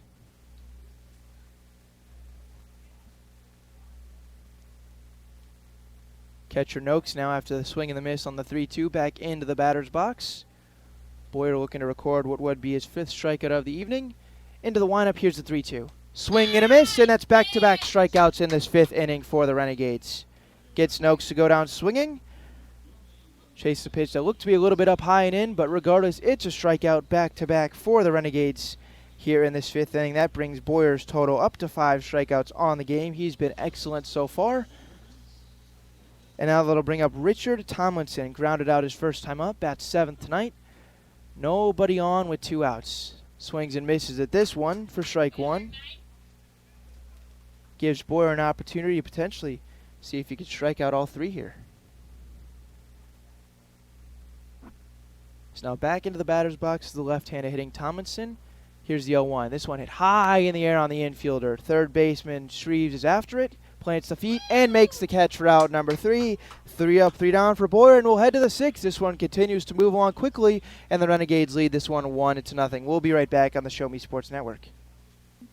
The following public service announcement is brought to you by the Eddie Gaedel Society, Jefferson City Chapter 10, doing little things to make a big difference. Want to make a big difference in your community? Be kind to others, drive safely, and put litter in its proper place. Join us in celebrating Eddie Gaedel's historic Major League appearance as a member of the St. Louis Browns by doing something nice for someone today. Take a walk, Eddie! MoX Dock and Norm Direct is back better than ever. Much more than your #1 ground shuttle transportation service to St. Louis Airport. Yes! MoX Dock and Norm Direct is Mid-Missouri's leader in premier group travel. Sporting events, concerts, wedding receptions, the lake, winery trips, Branson, plaza shopping, reunions, pub crawls. Group sizes from 1 to 100 or beyond. We do it all. Remember, we want you to ride MoX Dock and Norm Direct. When things come out of left field, having a game plan matters. Farmers Insurance has over 90 years of experience helping people play through every stage of the game. We've seen almost everything, so we know how to cover almost anything. Talk to Farmers Agent Christopher Scott at 573-896-0131 to see how I can help you stay in the game. That's Christopher Scott at 573-896-0131. We are farmers. Bum, ba-dum, bum, bum, bum, bum. Underwritten by Farmers Truck Fire Insurance Exchanges and Affiliates. Products not available in every state. First pitch of the at-bat to Brennan Perkins is in there for a called strike. Jacob Strobel, who's through 5 strong innings, heads back out for the top of the 6th inning. This one hit on a line out to left field, but that's going to get out of play, foul ball. So now 0-2 count on Brennan Perkins. It'll be Perkins, Herschler, and Shreves due up for the Renegades this inning, 5, 6, 7 in their batting order. Looking to build on a 1-0 lead that they just got in the top of the 5th thanks to an RBI bloop single off the bat of Luke Fuller. Jackson Lovich then doubled down the left field line, but was thrown out between second and third. Pitch on the way, this one line, and that's going to get into left field for a base hit. 4th hit of the ball game for the Renegades. This one splashes down in front of the left fielder Pickering, and Perkins in an 0-2 count delivers a single to left field. So Strobel just giving up his 4th hit of the ball game. Has got through 5 innings with just a run. Could have given up 0 runs had not been for a bloop single that just fell in. But now the Renegades have a base runner. They've got base runners in 5 out of 6 innings. Strobel now out of the stretch once again. This one low and away. 1 ball, no strike on Herschler.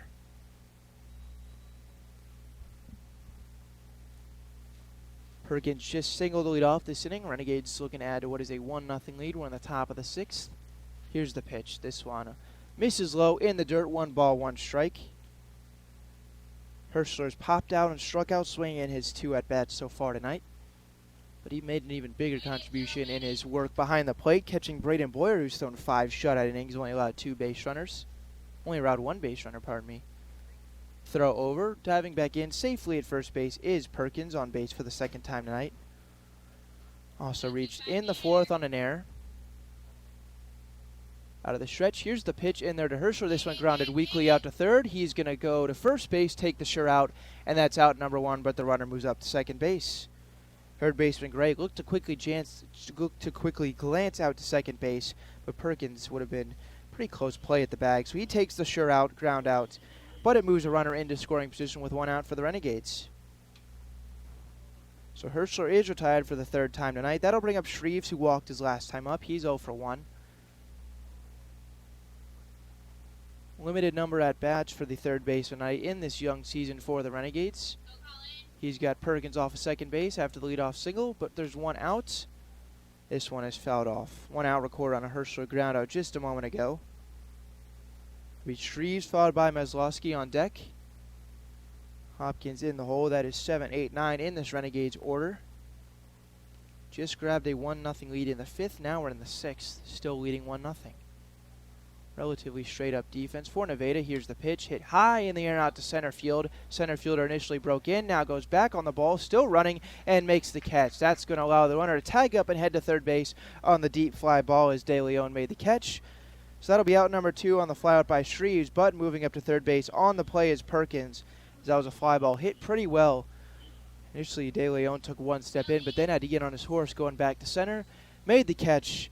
By the time he did, Perkins as well on his way to third base. So a runner at third with 2 outs for the Renegades seems like deja vu, as they've had that in just about every inning so far tonight. So it'll be up to Levi Meslowski. He's had this opportunity before, hit with Perkins on third in the same spot in the 4th. Swings and misses for strike 1. Meslowski has struck out both times, once looking, once swinging. Now behind 0-1, here's the pitch. This one nabs the corner, so now no balls and 2 strikes, in danger of what would be his 3rd strikeout. Don't want to go for the hat trick here. Perkins takes his lead off of third. Here's the 0-2. This one hit high in the air and out of play, foul ball.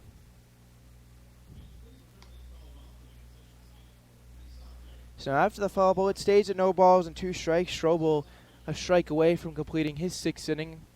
Well, there is movement warming up down in that Nevada bullpen. Here's the 0-2. This one grounded to third. Nasty hop off the third base. It's going to be a close play at first. The throw is going to pull the base runner off the bag, and that's an RBI for the Renegades. It was a nasty hop on the third baseman, Gray, and by the time he had the ball and threw to first, it pulled the first baseman off the bag, and that's going to allow the 2nd run to cross the plate for Jefferson City.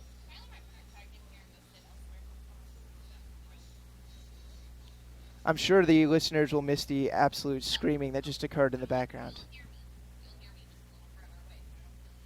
It's now 2-0 for the Renegades after the smash ball off the bat of Maslowski. That's got to feel good for him. This one bends in there. Strike one to Taylor Hopkins. Also struck out both times, and I don't know whether they would rule that as a single or an error because there still was an opportunity for a play at first base, but it pulled the first baseman off the bag. This one grounded just fair on the line at third base. Throw to first is high, but catch is made by the first baseman, Piazza, for out number 3. Nicely done by the third baseman. So Renegades had a run, but it stays now 2-0 after the ground out. We'll head to the bottom of the 6th on the Show Me Sports Network back in just a moment.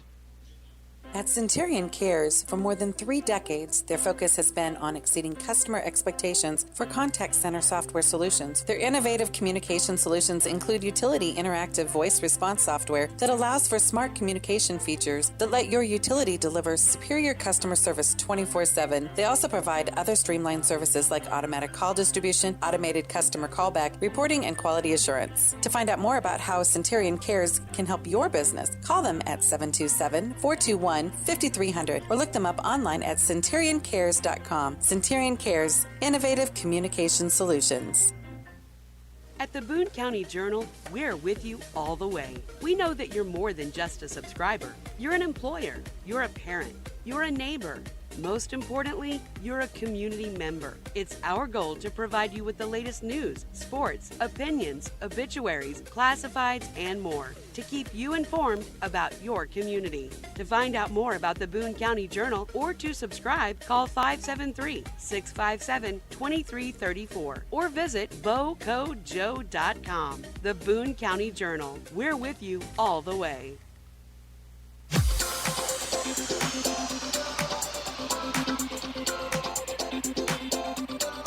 Braden Boyer now back out for the bottom of the 6th inning. Renegades just recently improving their lead from 1-0 to 2-0. I'm Ben Schmidt here on the Show Me Sports Network. Also being joined off and on tonight by Ashley Carty.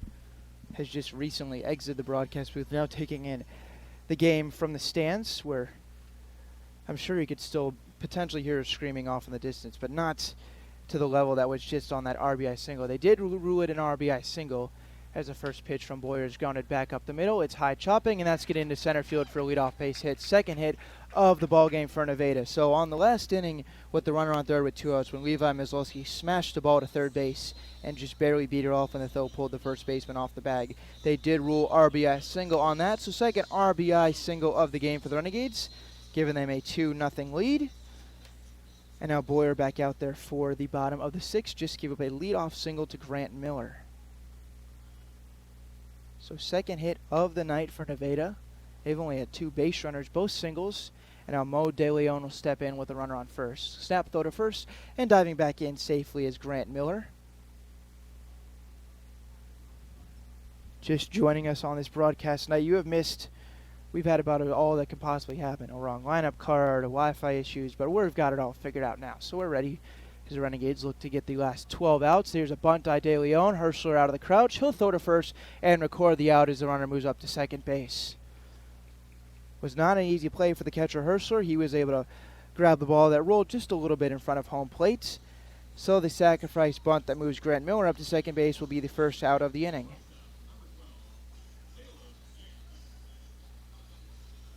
So now we'll go back to the top of the order. Nevada looking to get something going. They have been stifled on the offensive side by Renegade starter Braden Boyer. After this same offense put up 7 runs last night through 5 1/3, they have a big old donut on that part of the scoreboard. They do have 2 hits now, just got their second thanks to Grant Miller, who leads off a second now after the bunt.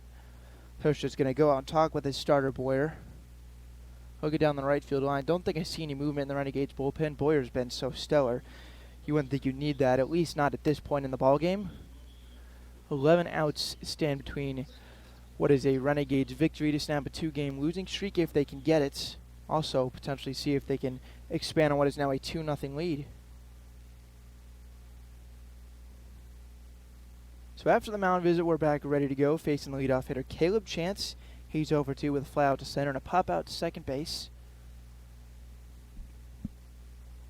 Runner leads off at second base That's Miller. They shade him a little towards the bag, but don't hold him on, as this one misses outside. It's now 1-0 on chance. Boyer retired all three he faced last inning, 2 on strikeout, 1 on a pop-out, and started this inning after giving up a single to center. Got De Leon out on the sac bunt, and that's where we stand in the bottom of the 6th.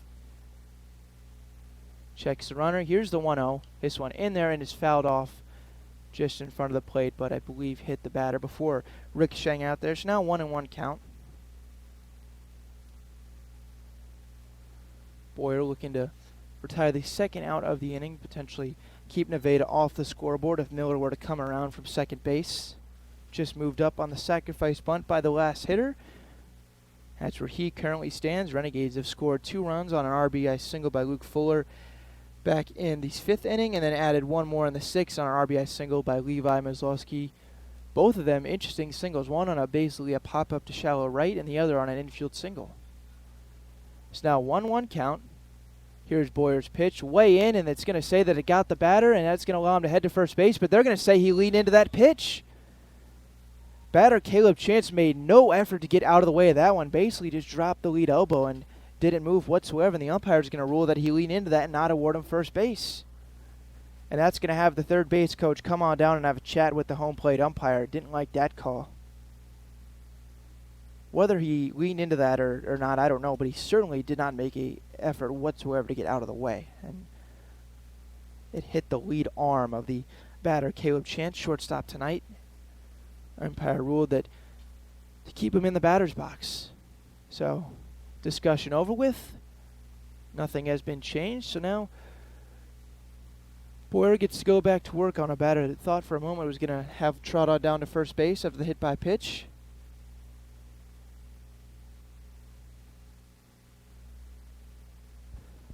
So now it's 1 ball, 2 strikes. Strike gets called to Chance after the hit by pitch was ruled that he did not get out of the way, so Boyer now a strike away from out number 2. Miller off his second base. Boyer quickly looks at him, and here's the 1-2. This one misses low, just in and out of the glove of Herschler, but does not get away far. So now 2 balls and 2 strikes.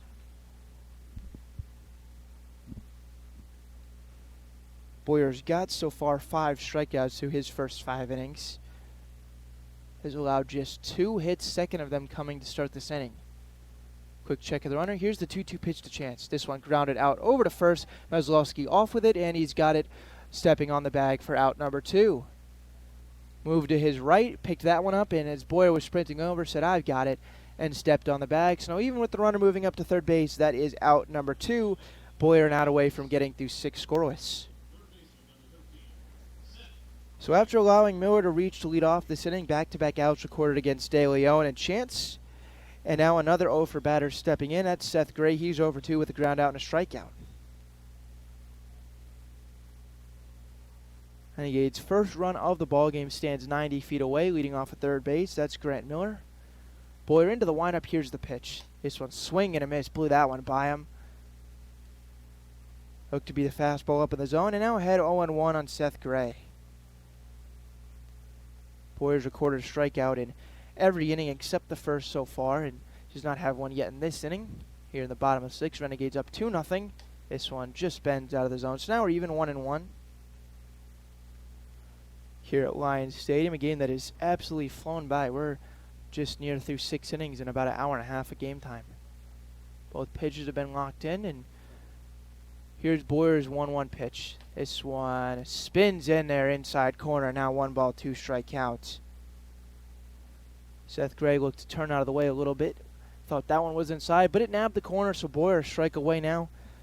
We're going to follow in suit of Jacob Strobel, who's also completed 6 innings of work. Boyer's got the side. Into the windup. Here's the 1-2. Swung on it, fouled off the backstop, and we'll do it again. Look to just get that one off the further end part of the bats. Fouled it straight back right in front of where I'm currently sitting. So it stays locked at 1 ball, 2 strikes. Catcher Herschler will go over and get it and deliver it to his pitcher, Boyer. Renegades playing basically straight up defense. Second baseman Wilmsmeyer playing pretty far back on that infield dirt. He's only a step or 2 in front of the grass. Same with the shortstop. That's Taylor Hopkins over there on the left side. So middle infield plays back, but other sides at normal depth. So after the foul, 1 ball, 2 strikes. Here's Boyer's delivery. This one just off the outside corner. Herschler tried to steal that one for a strike. Couldn't get the call, so now it's a 2-ball, 2-strike count.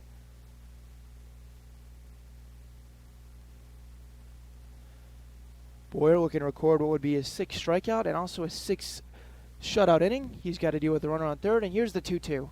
This one misses outside. Nice grab by Herschler on the way by, as that one was way outside. Saved that one from heading to the backstop, and now it's 3 balls, 2 strikes. Still a chance to get out of this inning scoreless if Gray reaches, potentially via a walk. Jay Snyder would bat. He waits on deck. He recorded Nevada's first hit when he came to the plate in the 4th on an infield single. Runner off at third. Here's the 3-2. This one swung and flied weakly out in foul ground. Third baseman Treves after it, but he's got no play as that gets down in foul territory. No one really had an opportunity at that one. And we'll do the 3-2 pitch once again momentarily. That ball continued to carry in basically the dirt down the left field line. It kicks out even with the bullpen, and basically no play even though Treves went after it, so we stay right here at 3-2. It's bottom of the 6th started with a single to center field before Mo De Leon was out on a sac bunt. Chance just grounded out to first, moving the runner up to third, and that's where the runner Grant Miller currently is in a 3-2 count with 2 out to Seth Gray. Boyer's got the sign, into the windup. Here's the 3-2 pitch. This one lined out to right field. Right fielder going after it. That's going to get over Fuller's head and down to 1 hop off the wall. It actually gets over the wall, and that's a ground rule double, an RBI double with 2 outs for Seth Gray. They wave him around, and I actually think that ball got out of here. I thought that one bounced down over the wall, but they continued to wave him home, and that's a 2-run home run to tie this ball game up. That ball was right over what is a white sign out there in right field. I thought that ball bounced down and over, but that cleared the wall, and we're tied now 2-2. That is tough to see out there, and that ball I didn't think had the distance, but that sailed on out of here. So in a 3-2 count, Seth Gray comes up clutch, and we're now all knotted at 2-2. That ball carried much further than I originally thought off the bat, and that is a clutch hit for Seth Gray.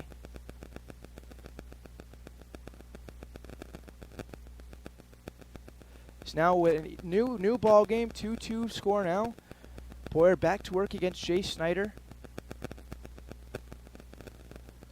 Seth Gray comes up clutch with the 3-ball, 2-strike count, opposite field, 2-run bomb. Renegades just took a 2-0 lead, and now we're even. This one called strikes, no, and 2 on Snyder.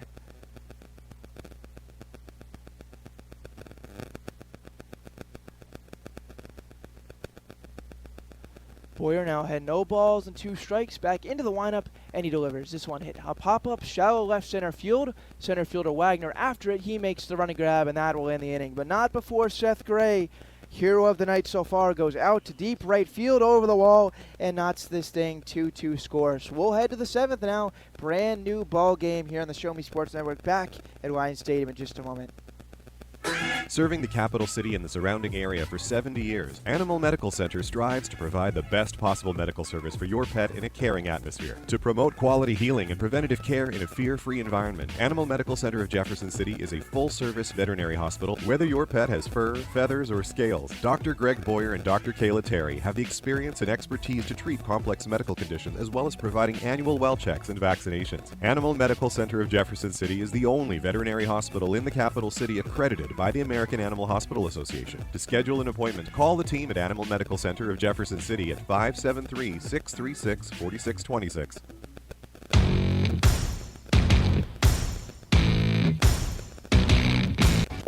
Because of this, we simply need more volunteers to step up and answer the call. Stop by or contact your local fire department and see how you can become a volunteer firefighter today. I answered the call to serve my community. Will you?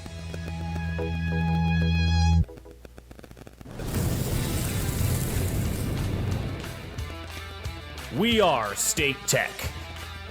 We are hands-on education. When you choose the #1 2-year college in the country, you know you will be ready for your career. That's why at State Tech we say, from the classroom to your career, we are the employer's choice. We are State Tech.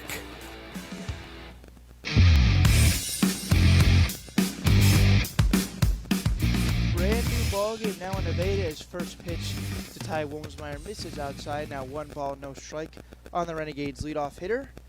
scored a run in the 5th inning. Now Bats lead off the 7th as he grounds this one out to third. Diving attempt, but it's into left field for a leadoff single for Wilmsmeyer. He takes a wide turnaround first, but will slam on the brakes and head back to first base with a leadoff single to start the 7th. So right after Nevada ties it up on the 2-run home run, Wilmsmeyer leads this inning off with the single to potentially get the Renegades going, trying to reclaim a lead they've held for the past couple of innings. Strobel is back out there for the 7th. He's through 6 innings so far as Cole Wagner swings first pitch, lifts it high in the air, shortstop going out. He's under it, but left fielder makes the catch on the run last second. Pickering caught it about hip high and nicely done to save what would have been a bloop hit. Regardless, Wilmsmeyer probably would have been out at second had that fallen, and one pitch went out to Cole Wagner. So Strobel so far tonight, 6 1/3 inning pitch, 5 strikeouts, 4 walks, 6 hits now after the Wilmsmeyer single, and has given up 2 earned runs. So Wilmsmeyer still off of first base, single to start this inning. He's running, nope, he slams on the brakes.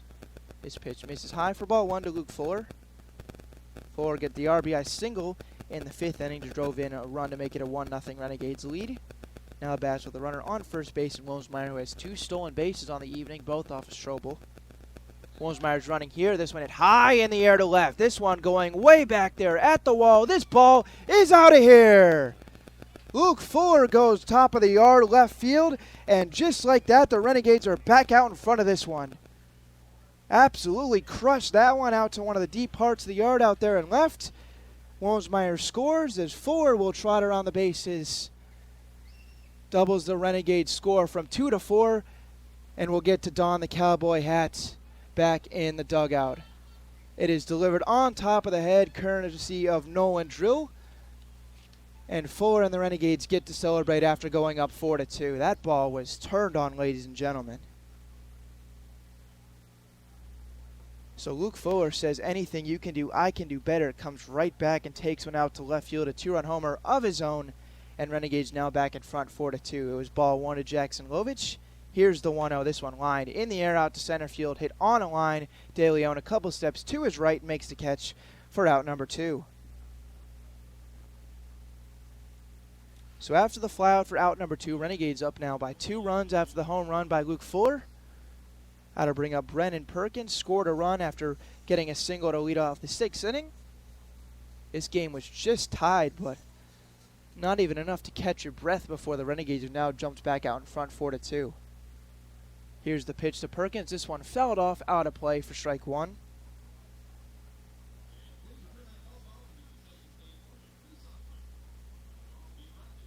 So Wilmsmeyer led off this inning with a single to left. Wagner flew out before Luke Fuller just cranked a 2-run bomb to left field. And then Jackson Lovich just flew out. This one way up and in, and that's going to get the batter Perkins. And it'll be a 2-out base runner for the Renegades. So after Lovich flew out for out number 2, Perkins stepped in and was hit by a pitch. And Herschel will get the chance to bat here out of the 6th spot in the order with a base runner. So Strobel's line now looking a little bit different. He's through 5 1/3 now, or 6 2/3 now, pardon me. Still got the 5 strikeouts and 4 walks, but now 7 hits and 4 earned runs. Perkins off of first. Here's the pitch to Herschel. This one fouled straight back. Barely caught a piece of the bat. So now no balls and 1 strike. Herschel 0 for 3 with a pop out, a strikeout, and a ground out. Renegades now back out in front by 2 runs. They'll take that lead, if not more, into the bottom of the 7th. Here's the pitch. This one up and in. Now even at a ball and a strike on Herschler. Colin Shreves waits on deck. He's 0 for 2. Wilmsmeyer's now been on 3 out of 4 times and scored twice. This one nabs the outside corner for a strike. That one's called on Herschler. So now 1 ball and 2 strikes. Strobel looking to get through his 7th inning. He's got 5 strikeouts, potential here for a 6th. This one is swung on and missed. Blew that one by Herschler on the 1-2 pitch, and that will end the inning. But not before the Renegades come right back, ladies and gentlemen. Luke Fuller hits his first bomb of the season out to left field, and the Renegades are now on top 4 to 2. We'll head to the bottom of the 7th. Braden Boyer is trotting back out there, and we'll be back for that in just a moment. Creating custom, handcrafted woodworking projects has never been easier. Become a member of Sawdust Studios and enjoy 24/7 access to a woodworker's paradise. Outfit with industry-leading professional-grade tools, Sawdust Studios offers endless woodworking possibilities. Don't have woodworking experience? No problem, as Sawdust Studios offers affordable classes from a community of woodworkers, experienced designers, and master craftsmen. Youth classes are also offered for those junior woodworkers. For more information, search Sawdust Studios on Facebook or find them online at sawdust247.com. Sawdust Studios, your community woodshop. Riverville Christian Academy has been providing a strong biblical foundation and academic excellence within a Christian environment to students for more than 16 years. Located in Jefferson City, Riverville Christian Academy offers kinder prep through 7th grade with 8th grade to be added in the 2023-2024 school year. Riverville Christian Academy's primary goal is the discipleship of the next generation to impact the world for Christ. Average class sizes are just 16 students with a student body composed of families from over 30 area churches. Kinder prep offerings include 3 and 5 full-day sessions, with kindergarten offering a half-day and full-day programs. To find out more about Riverville Christian Academy, call them at 573-634-3983.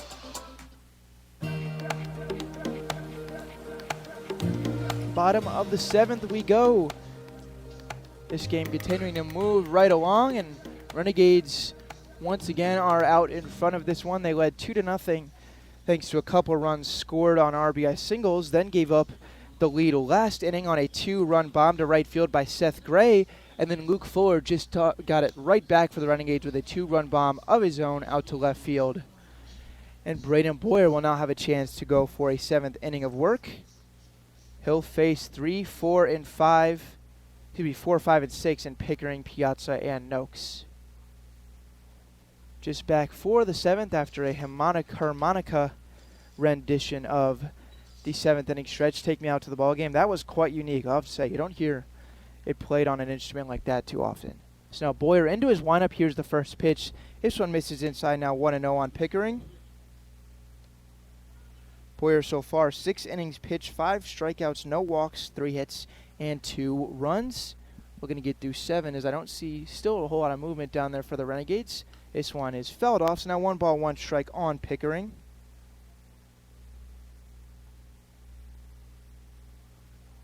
Last inning looked like Boyer was going to get through 6 scoreless when he had 1 on with 2 out, but then was in a 3-2 count battle with Seth Gray and gave up the 2-run opposite field homer, one that I thought initially got down, landed right in front of one of those white signs out there and right as this one is out of play for strike 2.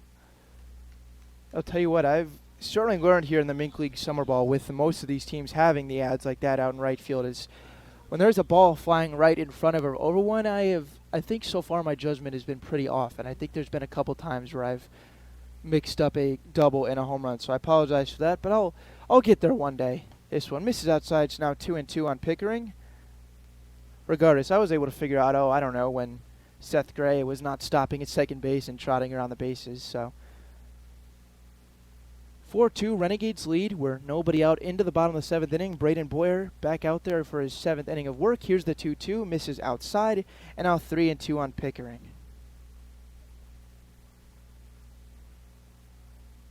It'll be Pickering, Piazza, and Noakes. Tomlinson will come to the plate if any of them reach. Would come to the plate as the tying run. Boyer look into Herschler. He's in a 3-ball, 2-strike count. Into the windup, and here's the pitch. This one misses away, and that is a lead-off walk for Pickering to get this inning going for the Griffons.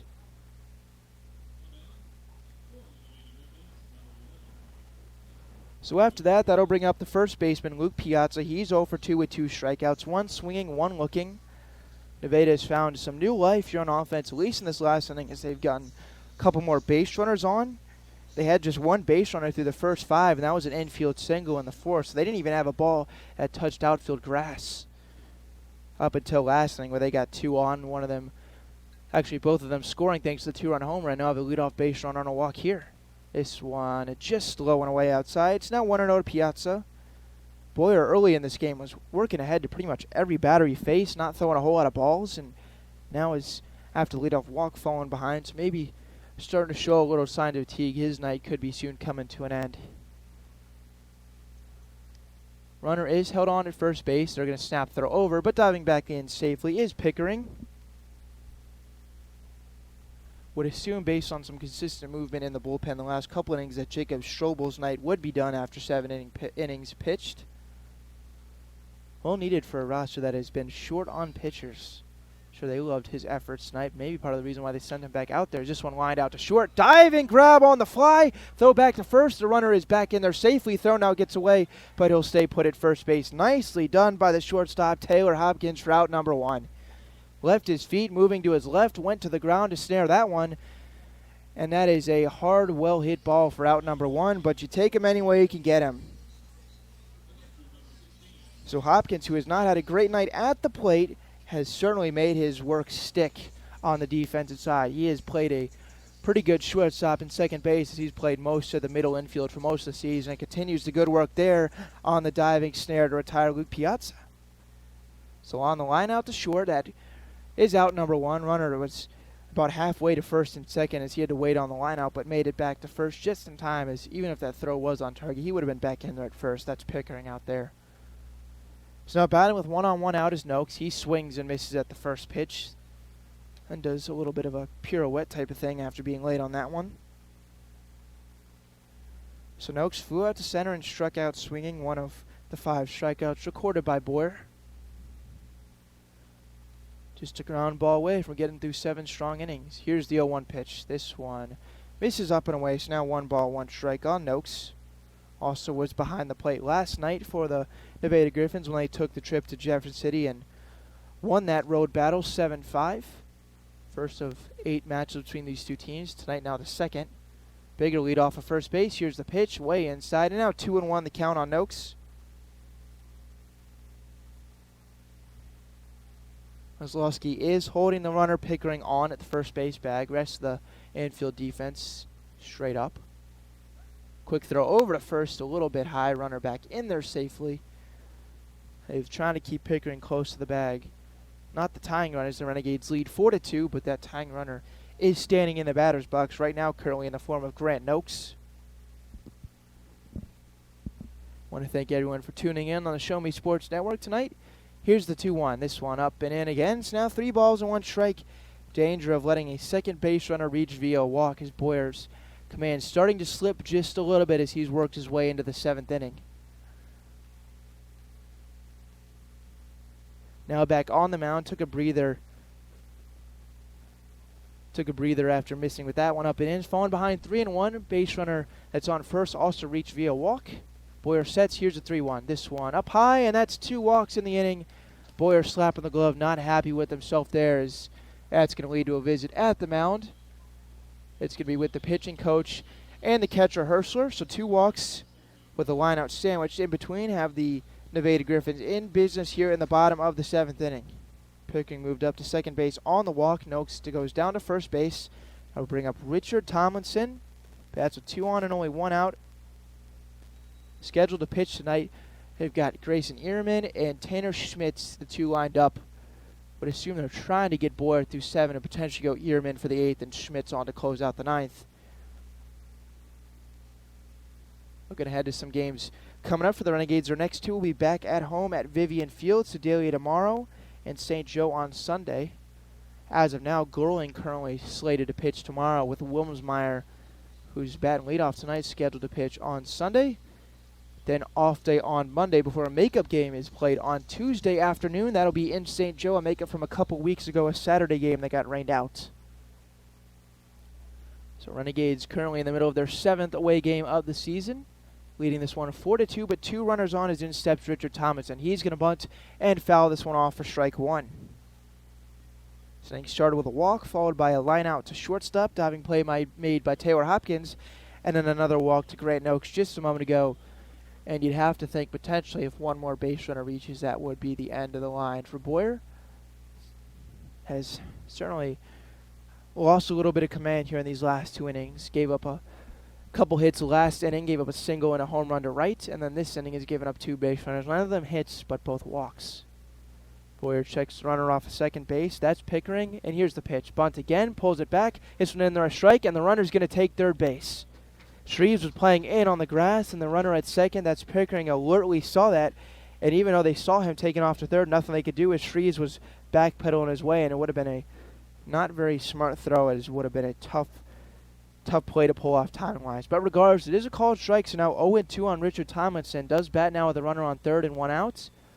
Other runner still at first base, and here's the 0-2. This one hit in the air, out to left. Going back is the left fielder, Perkins, still running, but then makes the catch just shy of the track. Runner's going to tag and score, and that'll lead to a run, the third of the ballgame for Nevada, but bigger for Boyer, gets out number 2 in this inning.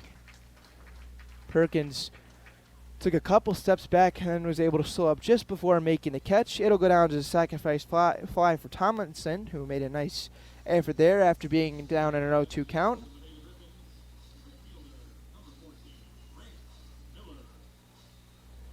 So trotting on in on the play was Pickering, so that stolen base at third looms very large as he did that on the pitch that made it 0-2. Otherwise, that just fly ball just a moment ago keeps it a 4-2 game and not makes it 4-3. So Grant Miller steps in, runner off of first base. This one way outside. It's now 1-0 on Miller. He struck out looking and singled to lead off last inning and then scored on the home run. Player just giving up his third run of the night. He's through 6 2/3 innings, trying to get him through 7. Here's the 1-0. This one line out of play off to the right side. So now 1 ball, 1 strike count.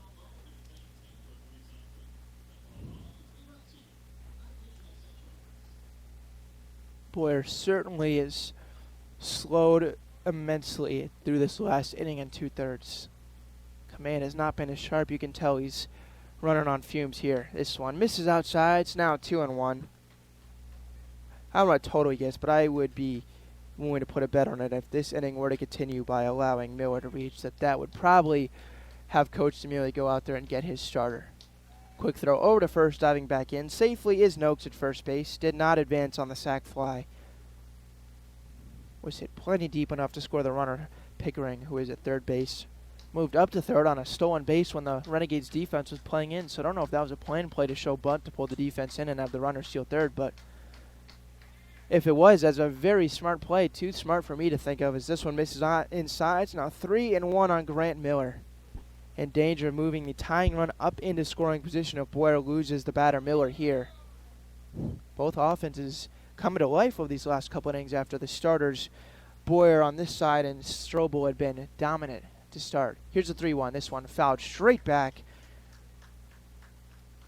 Almost had me flinching if I would have been sitting a little bit closer, maybe where I would have been the other night. That one was straight back off the fence in front of us, but I'm far away enough to where I had enough time to react there. So now 3-2 count. Runner will be off and running with 2 outs.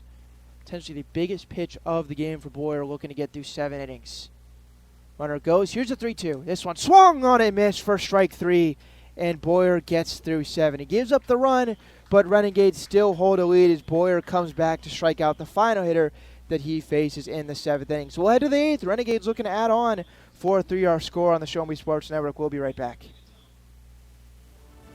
Last Sentinel Firearms is your federally licensed and registered Type 7 FFL manufacturer dealer in Missouri, providing quality products to all types of sports enthusiasts, law enforcement, and individuals across the nation. Orders are currently being fulfilled, offering custom-built pistols and rifles from the AR platform made right here in Missouri. Visit their website at lastsentinelfirearms.com or call them at 417-684-7202 to find out what they've got for you. Last Sentinel Firearms, you are your last line of defense. Hi, this is Nick Hoslag, owner of Hoslag Landscape and Design. Every day, my highly trained team of experts works hard to give you the outdoor living area you've been dreaming of. By focusing solely on landscaping and hardscape construction, this has made us the preferred landscape and design company serving Jefferson City and the central Missouri area. Thank you for all your continued support in voting us as winners of the Reader's Choice Awards and Jefferson City's Best multiple years running. When you are ready to begin your dream outdoor project, call us at 573-301-9464 to schedule an estimate or visit hoslaglandscape.com.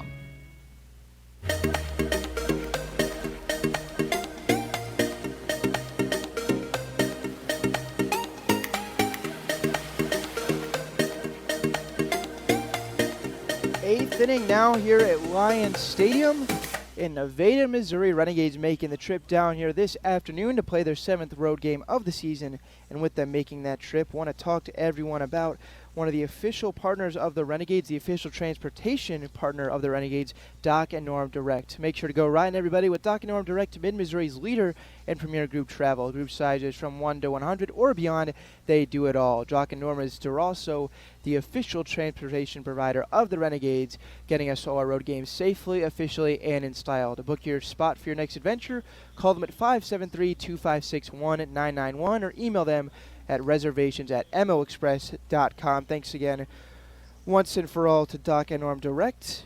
They've been great to us all season and will continue to do so.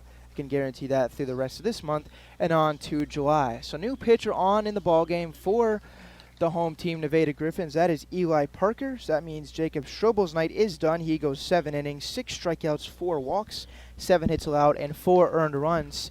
The biggest couple of runs so far in this one, thanks to Luke Fuller, who blasted a 2-run homer out to left field to give the Renegades the lead last inning after the game was tied 2-2. This game was scoreless through the first couple of innings for both sides before the Renegades took the lead on a Luke Fuller RBI single, so he's now got 3 RBIs on the night. Then was tied a couple innings ago once 2-run home run was hit by the third baseman, Seth Gray. Then Renegades came right back and took the lead. And now looking to add, after Nevada has just added one more run to make it a 4-3 ball game. We've got a battle of yellow versus red. Yellow jersey Renegades and the red jersey Nevada Griffons. As now the new pitcher Parker is ready to go. First pitch hit high in the air out to left field. Is it going to stay fair? It's winding. It is called fair. That's a home run. Colin Shreves goes out to the left field wall. The only question about that one was whether or not it would stay fair, as it more than had the distance. And Shreves, just about walking down the first base line when the umpire signaled home run, has taken the run right back that the Griffons just scored. And it's once again a 2-run lead. Shreves halfway to home plate, taking the helmet off. He'll bump it with Maslowski at home plate, and then Hopkins to follow. And once again, it's Nolan Drill out to don him with the celebratory cowboy hats. So 1 pitch and 1 bomb for Colin Shreves. That ball was crushed. Renegades not a team that has hit a ton of home runs this season. They've got 2 of them tonight, 2 in the last 2 innings. As once again, ladies and gentlemen, the third base coach is chatting with the home plate umpire. He has certainly had a problem with quite a few calls these last 2 nights. Don't know what he's so upset about. He is now trotting over towards the dugout. He's got, don't want to call anyone out, but he has not been in the happiest of moods. He's had multiple conversations with the home plate umpire. But he's back to the dugout now. So after the leadoff bomb, stepping in is Maslowski. He looks at a ball 1 inside. So Shreves' home run to lead off this 8th inning. Renegades now lead 5-3. Maslowski with an RBI infield single in the 6th, double the lead at the time to 2-0 as this one misses outside. So now 2-0 on the number 8 hitting first baseman, 1 for 3.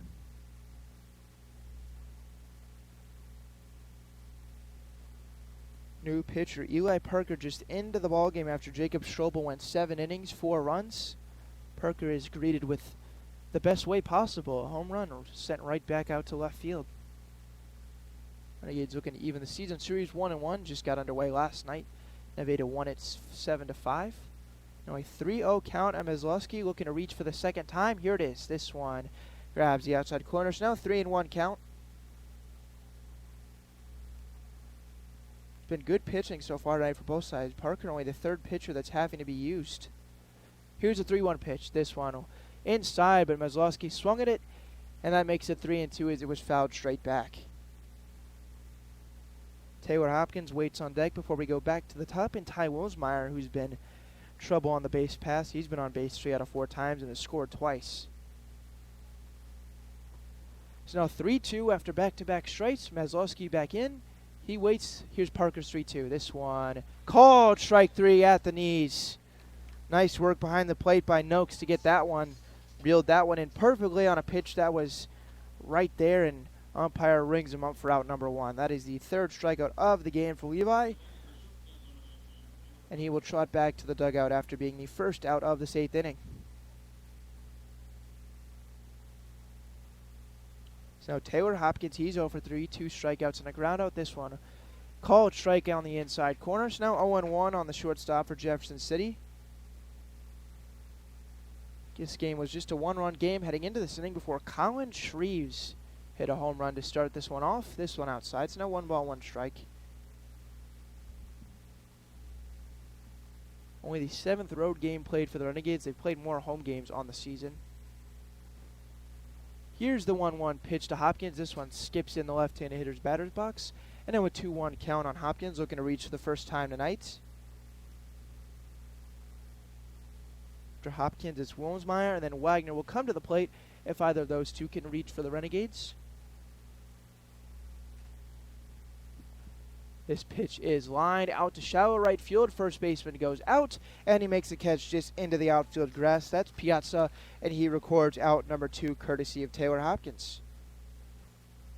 So a pop out and a strikeout after the home run to get this inning going. Has the Renegades with 2 outs and nobody on, going back to the top in Ty Wilmsmeyer. Right-handed batter facing right-handed pitching Eli Parker. Parker now into his windup in delivery to Wilmsmeyer. Hit in the air out to center. DeLeo now takes a couple steps back and camps under it for the out.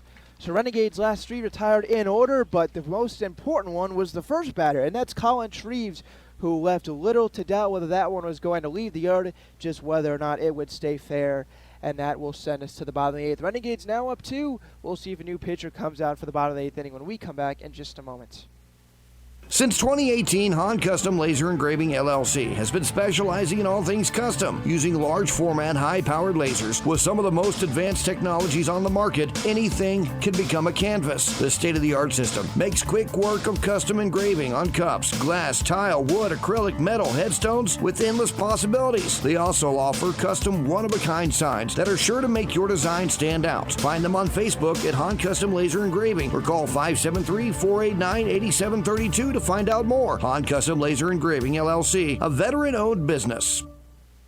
The following public service announcement is brought to you by the Eddie Gaedel Society, Jefferson City Chapter 10, doing little things to make a big difference. Want to make a big difference in your community? Be kind to others, drive safely, and put litter in its proper place. Join us in celebrating Eddie Gaedel's historic Major League appearance as a member of the St. Louis Browns by doing something nice for someone today. Take a walk, Eddie. MoX Dock and Norm Direct is back better than ever. Much more than your #1 ground shuttle transportation service to St. Louis Airport. Yes! MoX Dock and Norm Direct is Mid-Missouri's leader in premier group travel. Sporting events, concerts, wedding receptions, the lake, winery trips, Branson, plaza shopping, reunions, pub crawls. Group sizes from 1 to 100 or beyond. We do it all. Remember, we want you to ride MoX Dock and Norm Direct.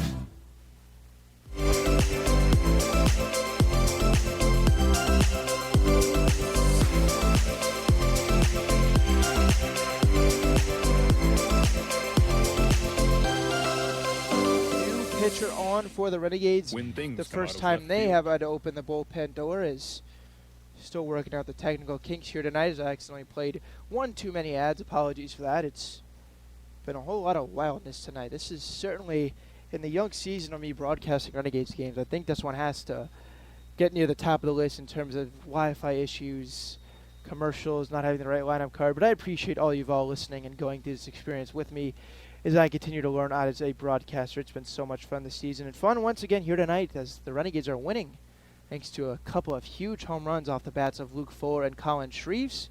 And that is part of the reason they hold a 5-3 lead heading to the bottom of the 8th. And new pitcher for the Renegades is Tanner Schmitz.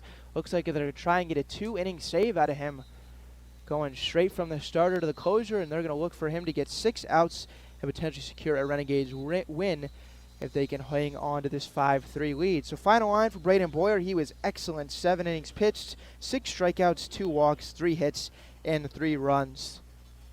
Had a home run given up out to right field and a sacrifice fly.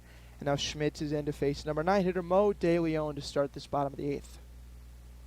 Into the windup, here's his first pitch outside, and now 1-0 on DeLeon, who's only taken 2 at-bats so far. Popped out to the shortstop and was out on a sacrifice bunt. So he's 0 for 1. Here's his pitch. This one just snaps the outside corner. So now even 1 ball, 1 strike on De Leon. Don't know if the bunt last time by De Leon was an attempt just to sacrifice and move the runner to second, or if they were actually trying to bunt for a hit there. Either way, now it was recorded. Here's the 1-1. This one swung on and missed over the top of that one. Schmitz went off speed there, and De Leon couldn't nab it. It's now 1 ball, 2 strikes. Schmitz has been a workhorse out of this Renegades bullpen. They have turned to him often so far in the season, and he has given up a couple of runs, but I think the stats don't totally do it justice because he has been pitching a lot, and he has came up big a lot. Here's the 1-2. This one misses low and away. Schmitz came in. They asked him to get the final 3 outs on Monday's game in Joplin. Fell just shy of that. Actually, no, he did get the final 3 outs. 3 outs, 3 innings, 3 strikeouts, gave up just 1 run. Here's the 2-2 now to De Leon. This one up and away, so now he's running full to the leadoff batter. Yeah, Schmitz came in relief of Wilmsmeyer and Fisher on Monday in Joplin. Got the save, 3 innings. Gave up just the 1 run and has not pitched since. Surely could use those days off in between because, like I said, they have often called his name down there. So now a 3-2 pitch to De Leon. Here it comes. This one swung and grounded foul, so it stays full.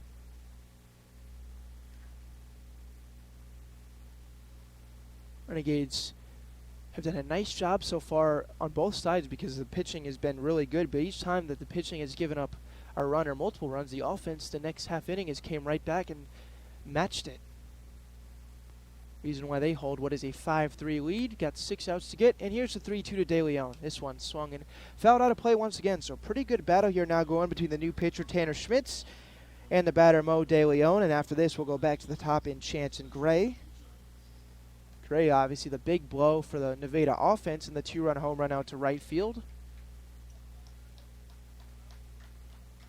Schmitz no longer to look in.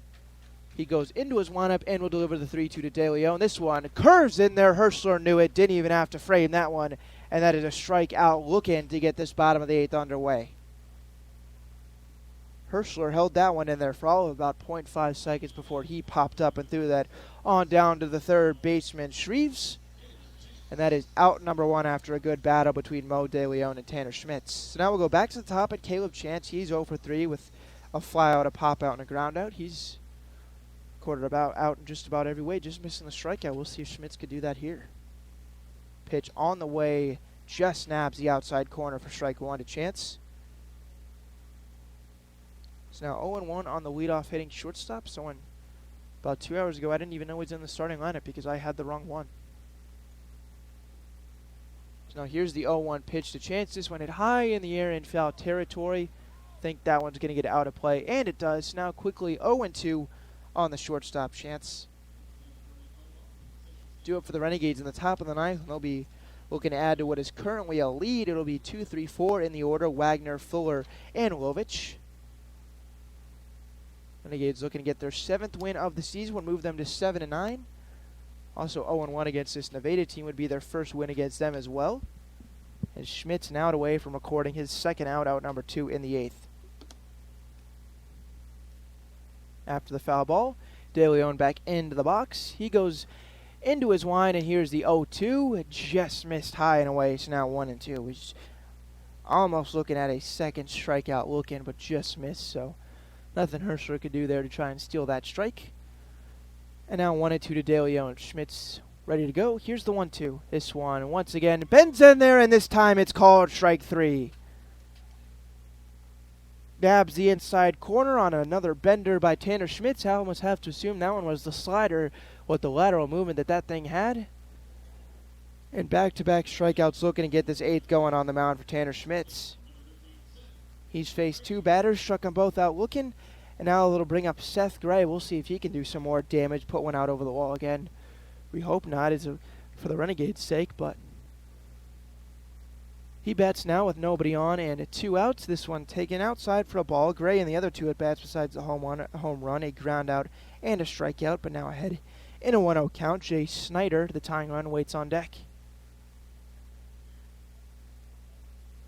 1-0 pitch on the way from Schmitz. This one just misses high. So now 2-0 count. Renegades playing pretty much straight up defense. Everyone on the infield almost is where you would expect them to be. So now the 2-0 pitch. This one, it just finds the inside corner of the zone. So first strike of the at-bat to Seth Gray. It makes it a 2-1 count. Schmitz has struck out the first two batters he's faced here in the 8th. Looking to triple up here if he could get the third. Here's the 2-1 on the way. This one hit out in the air, out to right fielder Fuller chasing after it. Still on the run. This one's going to get over his head and bounce off the wall. On his way to second is Gray as the throw comes back in, and that's going to be a 2-out double. No question there for me as to whether or not that one was going to stay in the yard, but it was enough to get over the head of Fuller, and that'll bring the tying run to the plate after the 2-out double by Seth Gray, his second hit of the night. Another well-hit ball to the opposite field by the right-handed batting third baseman. He has gone out to that part of the yard. This one a little bit more right center, but regardless, showing off the opposite field power.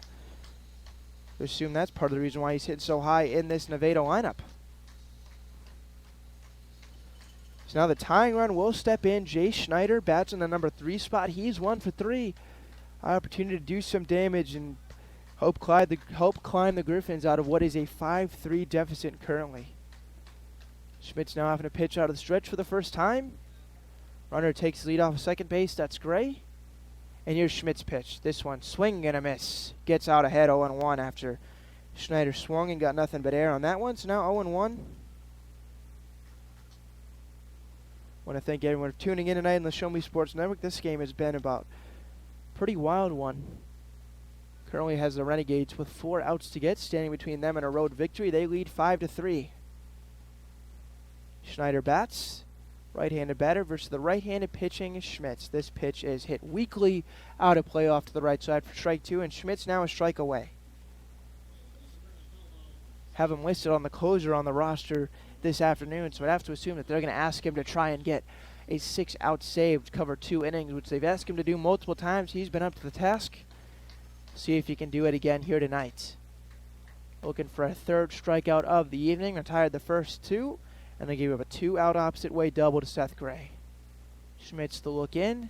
Now straightens up and sets at the belt. Here's the 0-2. This one off the outside corner. Herschler couldn't bring it back, and now 1-ball, 2-strike count.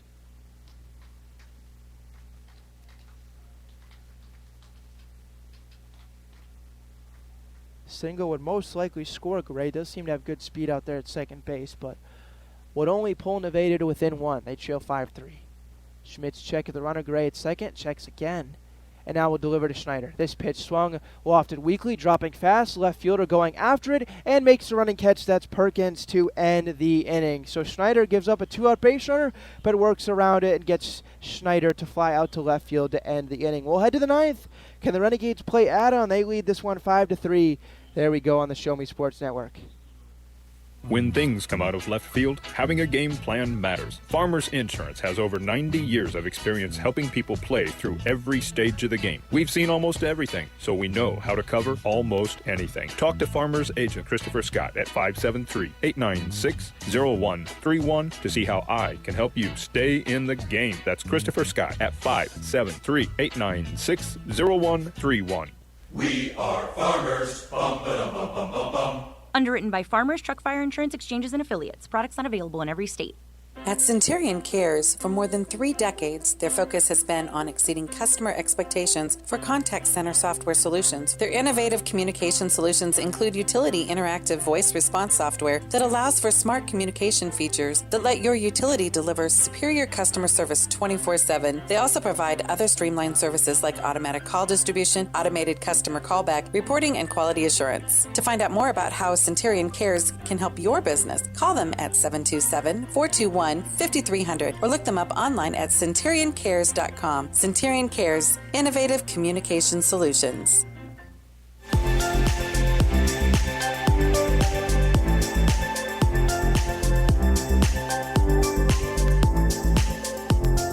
Renegades looking to add on to what is currently a 2-run lead. They lead this one 5-3 as we head to the 9th inning. Renegades looking to snag their 7th victory of the season. Lost 2 in a row. They were within 1 of 500 before dropping the last 2 at home.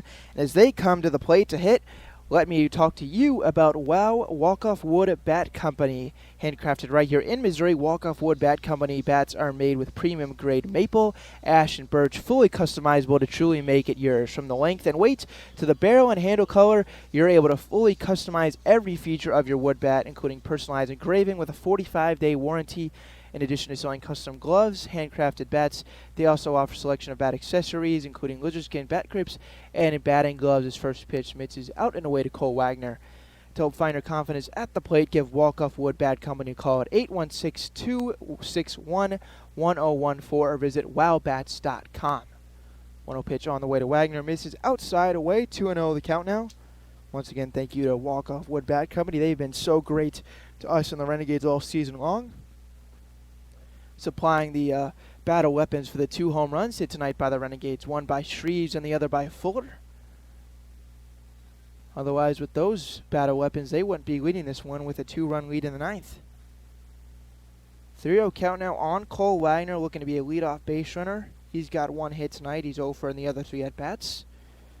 Eli Parker is back out there for his 2nd inning of work, and here's the pitch. This one just snaps the outside corner. So Wagner's going to have to stay put now, 3-1 count. Parker was greeted in the nicest way possible with a leadoff home run to left field off the bat of Colin Shreves to start his night on the 8th, and then retired the next 3 on a strikeout, a pop-out, and a flyout as Wagner looks at one outside. For ball 4, he's on with a leadoff walk to start the Renegades' 9th inning. So Wagner issued the walk. The first walk given up by Eli Parker came on in relief of Jacob Strobel, who gave up the 4 runs but really pitched a nice ball game. He worked fast. He attacked the strike zone. And even when he did miss outside and couldn't find it, gave up 4 walks, was able to come back and strand a lot of base runners. So Fuller will step in with a runner on first base. We'll see if he could lay into one and do some damage once again. That would be nice, wouldn't it? So Fuller, right-handed batter, facing right-handed pitching Parker. Here's the pitch. This one in the air and gets out of play. Foul ball for strike 1.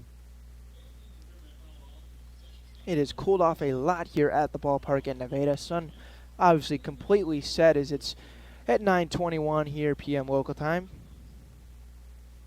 I don't know why I felt the need to say local time considering we're still in the state of Missouri in the same time zone. So, but if you're listening outside of Missouri, it's 9:21 here.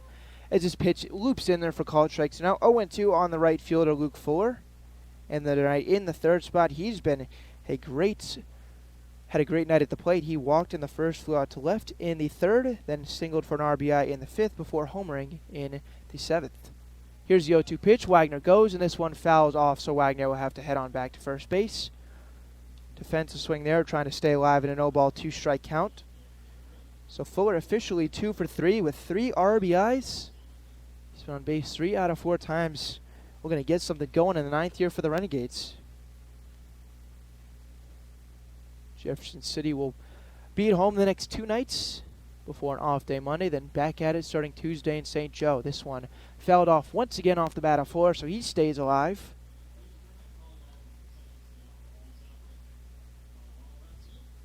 Turned out to be a really nice night here at the ballpark, not to mention the free ice cream they were giving out.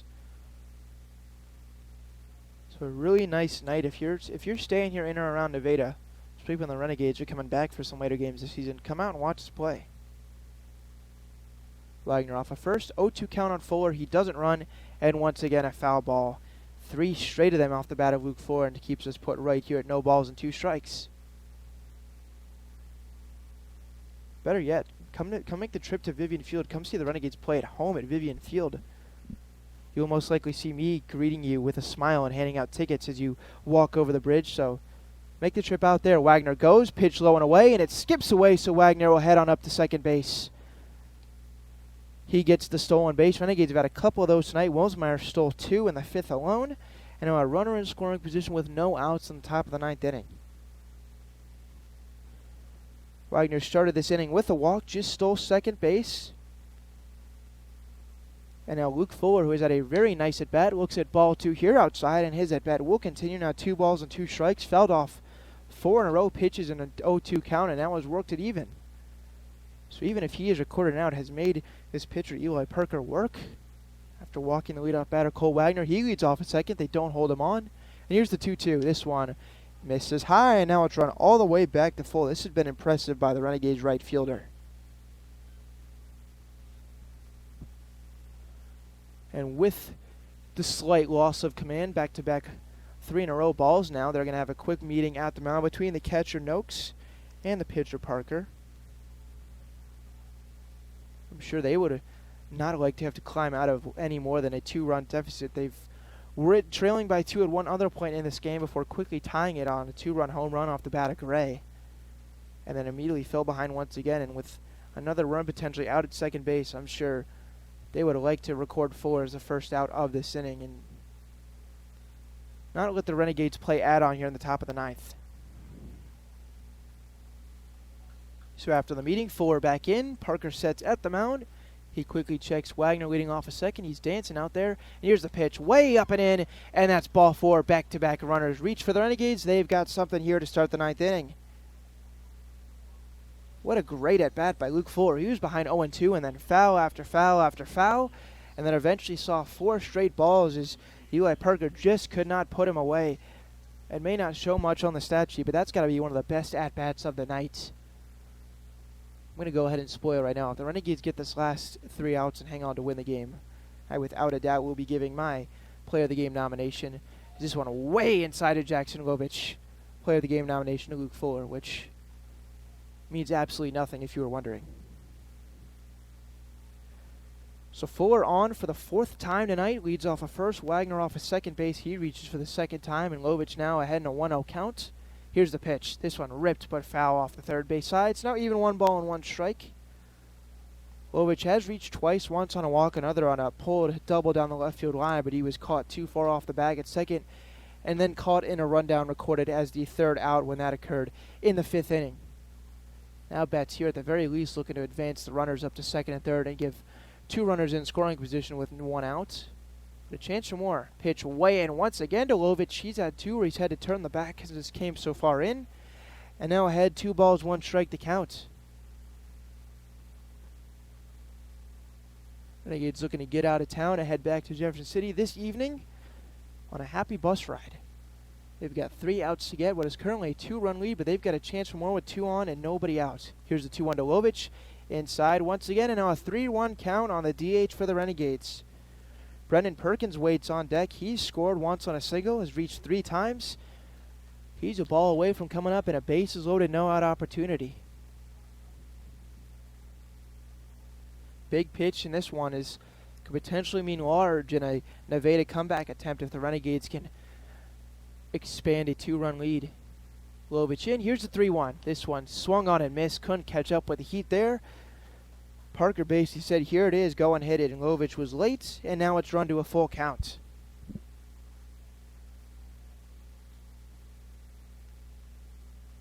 So now once again, another big pitch. Runners off first and second. Here's the 3-2. This one grounded out to short. Shortstop chance will flip to second. No, and he boots the ball, and it goes into left field. That'll allow 1 run to score as it went out to the center fielder. Lovich up to second. Over to third base goes the runner Fuller, and that'll bring home a run for the Renegades. Looked like a chance at a tailor-made double play, and Chance could not field the ball, and it goes all the way out into left center field, and the Renegades not only score one run, but have runners at second and third. Still nobody out. Error proving very large, and that'll lead to a visit at the mound with the pitching coach and the infielders. Big defensive gaffe there for Nevada. So Wagner, who led off this inning with a walk and then scores second, scores on the error from second base. Luke Fuller goes first to third. As once that ball was booted by the shortstop, it rolled all the way out into relatively deep left center field. It was a weird play, and one I originally off the bat thought we're going to be looking at runner on third, 2 outs, but Renegades will take it. It's now second and third, still nobody out. Heads up base running 2 by Fuller to go first to third, and Lovich to hustle all the way out of the box and move all the way up to second base, and now a single potentially makes this a 5-run game. Renegades leading now 6-3. Fuller, who walked, now off the third, and Lovich, who just reached on the air out at second base. So now Eli Parker's got work to do. After the meeting, infield is drawn in, all of them playing just about at the edge of the grass. They're trying to save a run. Runners at second and third. Here comes Perkins with nobody out. This one grounded foul just over by the Nevada dugout. So no balls, 1 strike count. Looking ahead to the bottom of the ninth inning, Nevada will have to score at least 3 runs. It's going to be Pickering, Piazza, and Noakes to follow 4, 5, 6 in the order for Nevada. All 3 batters this inning have reached for the Renegades. They've got a chance for more damage as this pitch low and away just gets away from the catcher. But runners stay put. That's forward at third and Lovich at second. It's now 1-1 count on Perkins. Perkins flew out to center in the first, reached on an error in the fourth, singled to left and scored in the sixth before being hit by a pitch in the seventh. Did not move off of first base though. It's now 2 on and nobody out. Big opportunity for Perkins. Here's the pitch. This one hit high in the air out to left field. Left fielder going back at the track, at the wall. This ball is headed for the trees. And they rule it a foul ball. Thought that one was gone for sure. And they rule that's a foul ball, so Perkins will have to head on back now behind in a 1-2 count. It was headed for the trees, but evidently on the left side of the foul pole. And that eventually went into the sky, lost it, and off the bat just assumed that it was going to stay fair, and umpires, when Perkins was basically at first base, ruled that it was a foul ball. It's now a 1-2 count. New life now for the pitcher, Eli Parker. Perkins now is going to have to battle infield still in. Here's the 1-2. This one way up and in, actually went over the inside shoulder of Perkins. And now it's a 2-2 count. Nevada now trailing 6-3 after 1 run has already scored this inning on the air. 2 on now with nobody out. Infield playing in. Parker sets. And here's the 2-2 to Perkins. This one lined foul and will stay put right here at 2-2.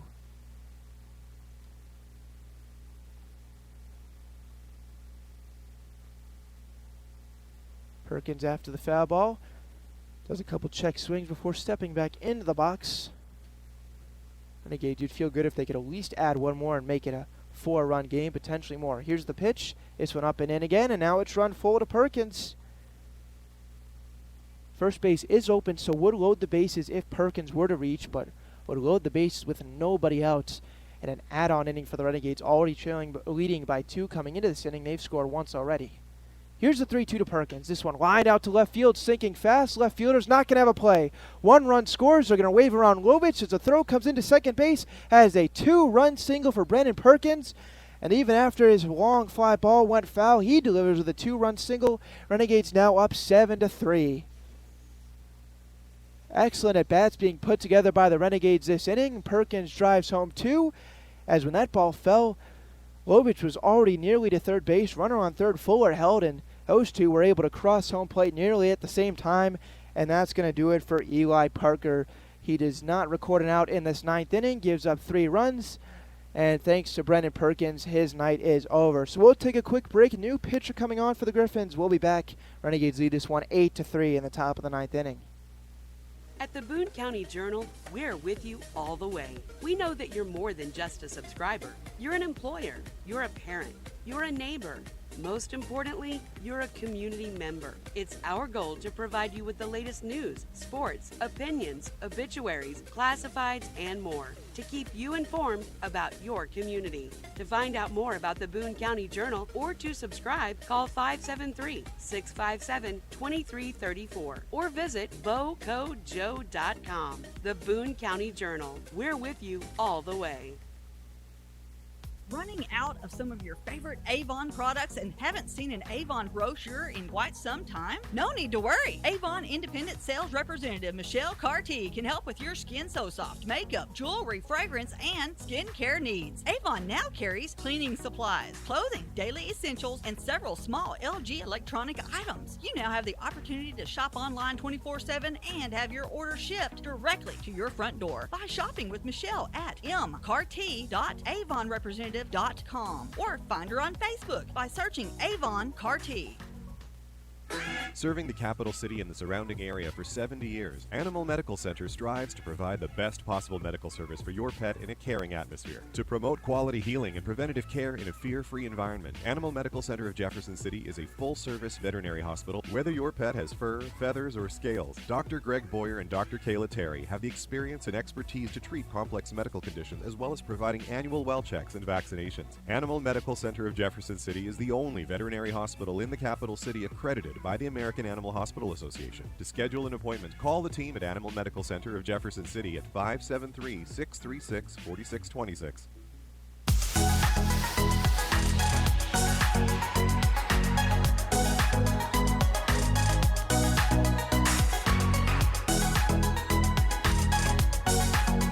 New pitcher on for Nevada. Taken over after 3 runs were given up by Eli Parker. This one is lofted in there, misses high. It is number 22 that is entering the game. We'll have that name in just a second. It is a 2-0 count on the batter, Joe Herschler. Hits with a runner off of first base. That's Brendan Perkins, who drove in 2 runs on an RBI single. Drove in Lovich, as Lovich was easily able to score. Runners going. This one in there, a strike, and taking second easily is Perkins, and the throw goes into center field, so he's going to trot on up to third base, and the Renegades have another runner on third base with nobody out. So Perkins steals second and then advances to third on the throwing error. And a runner at third base. Renegades could potentially score their 4th run of the inning if Herschler, who it was a called strike on the stolen base, could drive him in. And still nobody out, so defense, at least on the corners, will play in. Here's the 2-1. This one hit high in the air out to right field. It's in play. Both second baseman and right fielder chasing after it, and that's going to drop in for a hit. Runner comes home to score. Herschler on his way to second base. He's in there just ahead of the tag as the ball got away, and that is an RBI double for the Renegades catcher, and coming home to score is Brendan Perkins. That ball kind of just found no man's land as the right fielder Miller came in, Schneider went out, and both of them had no play, and Herschler moved up to second base with the double and drives in a run. Not a whole lot the new pitcher can do there. That was not a hard hit ball at all, but just found no man's land. I'll give you that pitcher in just a moment. Have not had a chance to check the roster with so much going on. Next batter in is this pitch. Misses high and inside for ball 1. It is Colin Shreves, who went out to left field deep for a home run his last time up. Extended the Renegades lead from 4-3 to 5-3. They now lead in 9-3 thanks to 4 runs in this inning. This pitch is swung on a miss. Went off speed there and got him a chase. So number 22, there is currently no 22 on this Nevada roster. It is a team that's been struggling with health and pitchers. At one point last week had only 4 healthy.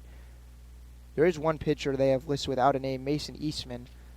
That would be my guess, but just know there is no number 22, and that's currently who is pitching. As this one misses outside, so now a 2-1 count on Shreves.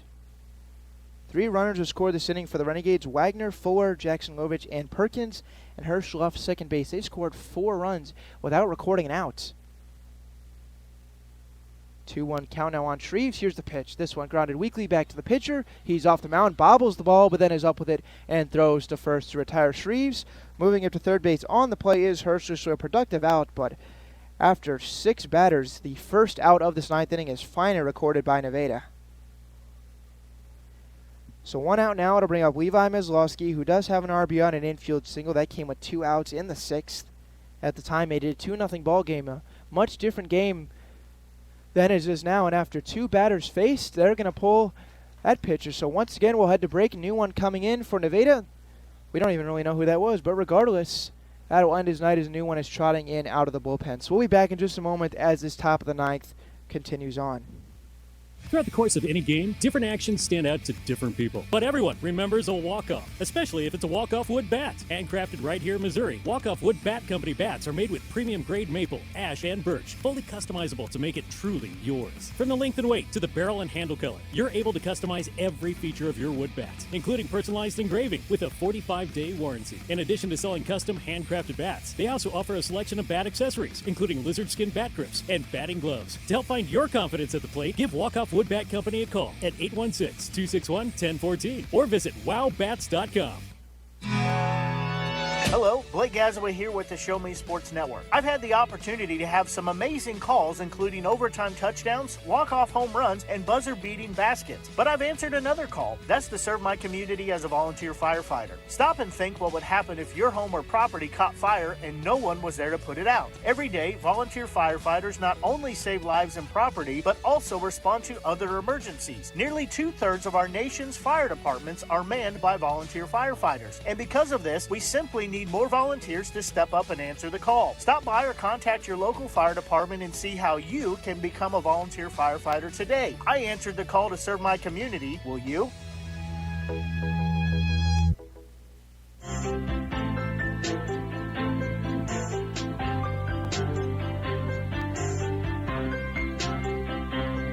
Third pitcher of the inning for the Nevada Griffons. After it took them just 2 to go the first 8, they've had to use 3, only recorded 1 out in the top of the 9th inning, as it has been a disaster for them, both on the mound and in the field. Couple errors, couple blue hits, and a couple hard hit balls by the Renegades. They have gotten to work in the top of the 9th and have gone from a 2-run lead to a 6-run lead and a runner at third base with only 1 out. New pitcher is someone who has been in the lineup all night long. According to what I have in front of me, that is Richard Jefferson, who has been DH tonight, entering the game to pitch. Out of Kansas Christian, right-handed pitcher. Donning number 17 is now taken over after Mason Eastman went and just recorded 1 out, gave up 1 hit, the RBI double by Joe Hirschler. Then got Shreve to ground out, but his night is done, and Eli Parker's book is closed on his final line, so he goes 1 inning pitch, 1 strikeout, 2 walks, 2 hits, 5 run, 4 of them earned. One of them coming around to score on the error made by the shortstop. That was chance way back in this inning when could have been nobody scored, runner on third, 2 out, and from there it's just been Renegades taking advantage. His first pitch misses outside of Meslowski. He's in an RBI spot, bats with runner on third as the corner infielders play in. 1 out, Herschel leads off at third base, and pulling the string here on the pitch is Tomlinson, so he now evens things up at a ball and a strike. Taylor Hopkins waits on deck, batting in the number 9 spot. He could have a chance here in the 9th inning for an RBI if Meslowski can't deliver. Here's the 1-1. This one skips in there. Now 1 ball and 1 strike.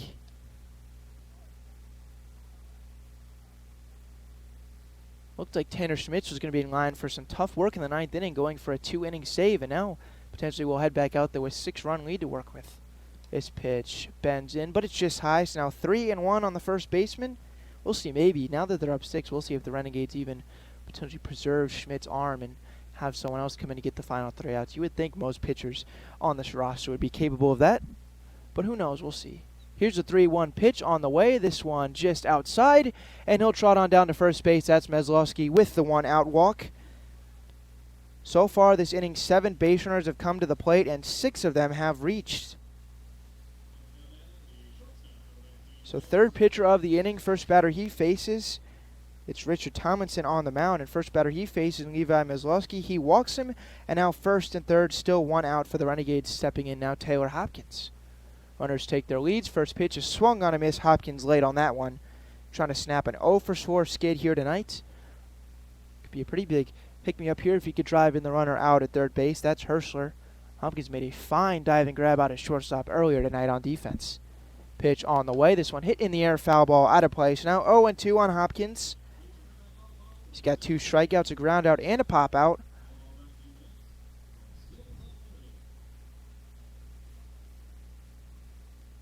Renegades have played a major add-on here in the 9th. Came into this inning leading 5-3. They're now up 9-3 and still have runners on first and third with 1 out. Here's the 0-2 pitch to Hopkins. Swung and hit high in the air. Coming in, shallow center field. It's De Leon still running in, and that ball's going to drop in no man's land.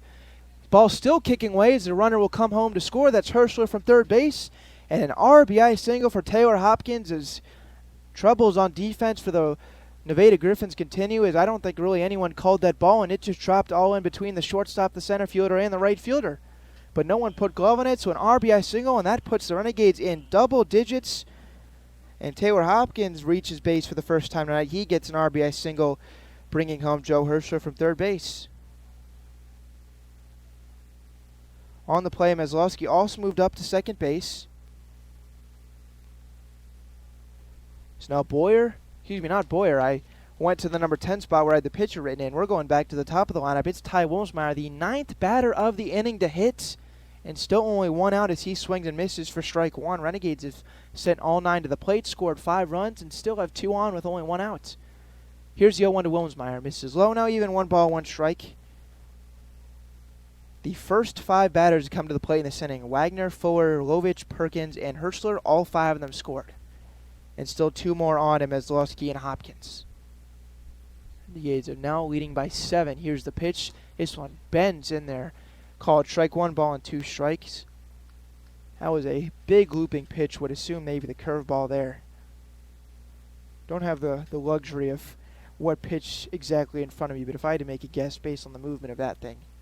Here's the 1-2 to Wilmsmeyer. This one misses outside. It's now 2-2 on the second baseman and leadoff hitter for Jeff City. He's had a very productive night. Grounded out in the first, but has then reached base in his next 3 plate appearance on 2 walks and a single. Has scored twice and has 2 stolen bases, both of them in the same inning. Here's the 2-2 to Wilmsmeyer. This one bends in there, and they're going to ring up Wilmsmeyer. Called strike 3, and that'll be the second out of the inning, courtesy of a backwards K. So Wagner will step in. Long ago, he led off this 9th inning. Led it off with a walk, stole second, then came around to score on the error committed by the shortstop. Came around to score from second base on the play. He could continue to increase this Renegades lead with 2 outs. Grounds this one to short. Chance moves to his left. Will make the throw over to first base and gets the out. So after a long top of the 9th, when the dust settled, the Renegades have scored 5 runs and hold a comfortable 7-run lead as we'll head to the bottom of the 9th. 3 outs to go. Renegades looking to move to 7-9 on the season. We'll be back for the bottom of the 9th in just a moment on the Show Me Sports Network.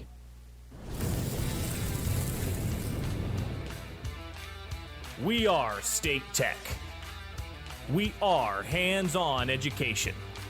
When you choose the number 1 2-year college in the country, you know you will be ready for your career. That's why at State Tech we say, from the classroom to your career, we are the employer's choice. We are State Tech. Creating custom, handcrafted woodworking projects has never been easier. Become a member of Sawdust Studios and enjoy 24/7 access to a woodworker's paradise. Outfit with industry-leading professional-grade tools, Sawdust Studios offers endless woodworking possibilities. Don't have woodworking experience? No problem, as Sawdust Studios offers affordable classes from a community of woodworkers, experienced designers, and master craftsmen. Youth classes are also offered for those junior woodworkers. For more information, search Sawdust Studios on Facebook or find them online at sawdust247.com. Sawdust Studios, your community woodshop. River Oak Christian Academy has been providing a strong biblical foundation and academic excellence within a Christian environment to students for more than 16 years. Located in Jefferson City, River Oak Christian Academy offers kinder prep through 7th grade with 8th grade to be added in the 2023-2024 school year. River Oak Christian Academy's primary goal is the discipleship of the next generation to impact the world for Christ. Average class sizes are just 16 students with a student body composed of families from over 30 area churches. Kinder prep offerings include 3 and 5 full-day sessions, with kindergarten offering a half-day and full-day programs. To find out more about River Oak Christian Academy, call them at 573-634-3983. Last Sentinel Firearms is your federally licensed and registered Type 7 FFL manufacturer dealer in Missouri, providing quality products to all types of sports enthusiasts, law enforcement, and individuals across the nation. Orders are currently being fulfilled, offering custom-built pistols and rifles from the AR platform made right here in Missouri. Visit their website at lastsentinelfirearms.com or call them at 417-684-7202 to find out what they've got for you. Last Sentinel Firearms, you are your last line of defense. 3 outs, ladies and gentlemen, stand between the Renegades and a victory here this evening. They lead 10-3 thanks to scoring 5 runs in the top of the 9th inning. They were leading by just 2 runs and play a whole lot of add-on. And new pitcher in is Schmitz is relieved. Would assume have to be thanks to the fact that the Renegades scored so many runs. New pitcher is on for the Renegades. It is number 18, who I don't currently have right in front of me, and if they announce, I will get you that name. Might be Grayson Ironman. That was one of the other pitchers scheduled to throw tonight. I believe that is who it is.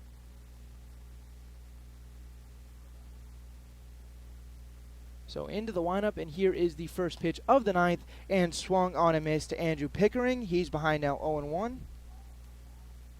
It is Ironman who has come into pitch looking to get the final 3 outs. So Renegades, according to plan, is going for them in terms of the pitches that they wanted to use 3, and they're 3 outs away from completing that successfully. Ironman's next pitch is low, so now 1 ball and 1 strike on Pickering. He is 0 for 2, did walk and score. That was in the 7th inning. Scored a sac fly that at the time made it a 4-3 ball game. Renegades were holding just a 1-run lead before a home run, and then a whole lot more in the 9th has widened the gap. Here's the 1-1 from Ironman. This one skips in there. Bounces off of Herschler and gets away a little bit, but no one on, so it does not matter. It'll be Pickering, Piazza, and Noakes. D.H. Tomlinson to follow, who came in to pitch. He would hit if any of them can reach. Ironman looking to get the final 3 outs. Not a save opportunity with the Renegades leading by 7. Pitch on the way is grounded weakly in front of the first base bag. That is going to stay fair, and Meslowski picks it up and steps on the bag. That one was weakly hit, and the only question would be whether or not that would stay playable, and it did. And almost right on top of the bag, Meslowski scooped it up and stepped on first for out number 1. Nicely worked coming to the ball game by Grayson Ironman. Want to give a shout out too to Tanner Schmitz. Came in just a 2-run ball game, looking to potentially pick up a 6-out save. Won't get the save, but he'll get the hold. And if not for a barrage of runs scored by the Renegades on top of the 9th, almost surely would have been back out here for the bottom half of this inning. So now Ironman records the first out, misses ball 1 here. Luke Piazza steps in. He's got 2 strikeouts and was robbed of a hit on a line out by the diving shortstop Taylor Hopkins his last time up. Open stance, left-handed batter, swings and lofts this one out to center field. Coming in is Wagner, still coming in, slides, and makes the slide and grab. No, he dropped the ball. The horizontal pole right in front of me obstructed whether I could see whether he caught that or not. Thought he went into a slide and made the grab, but it apparently skipped out of his glove, and that allows the base runner to reach. Would have been a nice slide and grab anyway.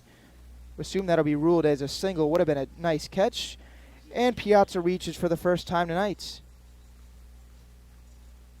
Tell you what, as much as I love the setup here, it's a couple of view obstructions have caused me to, on the home run earlier, thought it was a ground rule double. That one right there, basically when Wagner went into a slide, he was dead even with the pole right in front of me.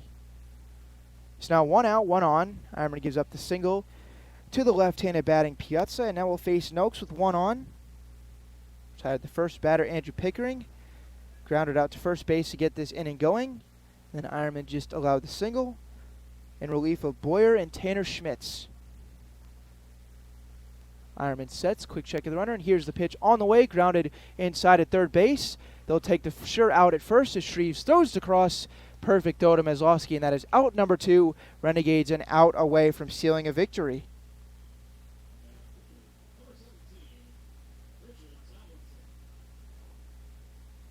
So it'll be all up to Richard Tomlinson to try and continue this ball game. Dual athlete just pitched last inning. Could he be the next Shohei Ohtani? Maybe take one out of the yard here. That would be something Shohei would do. He's been doing it all this week. Ironman looking to record the final out. Here's the first pitch. Swing and a miss. Gets this one by him. He's got 2 groundouts and a single this inning. Tomlinson with a ground out, a pop out, then an RBI sac fly to left in the 7th, which, like I said at the time, made it a 1-run ball game. Much different story now. Tying run is sitting in the dugout 7 or 8 batters away. So not a big threat here. Renegades up 10-3, 2 outs in the bottom of the 9th inning, and now in a no-ball, 2-strike count after a foul ball off the bat of Tomlinson. Ironman a strike away and out away from getting the Renegades off a 2-game losing streak. See if he can pick it up right here. Runner off of second base. That's Piazza takes his lead, advanced on the ground out. Ironman sets. Here's his 0-2 pitch. This one swung on and grounded foul off to the left side. And we stay locked right here at no balls and 2 strikes. Renegades have not been able to play consistent baseball. No winning streaks or losing streaks. Most they've lost in a row is 2. And most they've won in a row is 2. They're consistently inconsistent. Looking to pick up the win here tonight. They've got just 1 out to get, leading this one 10-3. Here's the 0-2 pitch. This one swung and grounded out to short. Hopkins to his left. It takes a wicked hop, and he's going to have no play at first base. Actually threw the ball anyway, and it gets away from Meslowski, and that'll allow a run to score. Probably not a ball he should have thrown because there really was no play to get the hustling Tomlinson, but it was low as he rushed it, and that allows the runner Piazza to come all the way around to second base and score the 4th run of the ball game. So that'll be an error, no RBI that allows Richard Tomlinson to reach. No run charged to Ironman, and throw that allowed the runner to come home and score. That was Piazza, otherwise would have stayed at third base. So now once again 2 outs. This first pitch pumped in there, a called strike to Grant Miller. He's 1 for 3 with a single, struck out the 2 other times. Really could apply 2 errors on the play. First on the booted ground ball that allowed Tomlinson to reach, and then on a throw that allowed the run to score. So now here's the pitch. This one grounded off to the right side, and now 0-2. So once again the Renegades are a strike away from saying goodnight to this ballpark and heading back home with a victory. A fun little fight going on for that foul ball between the first baseman Levi Meslowski and the first base coach.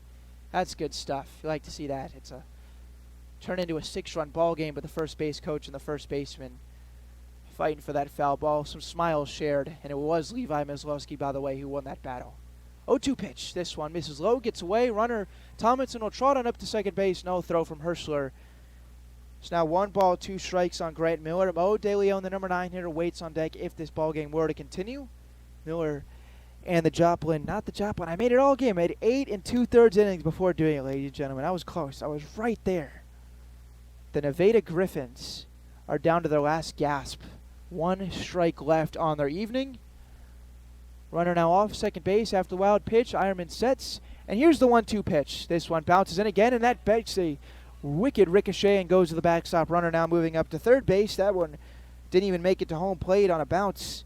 Took a wild hop off the catcher Herschler and went over by the Nevada Griffons dugout, and now runner moves up to third base.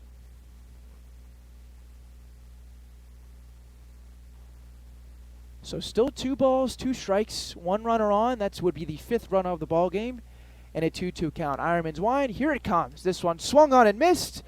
They're going to say he did not make contact. The ball gets away, but the throw goes to first. And that's a Renegades win, ladies and gentlemen. 10-4, the final score.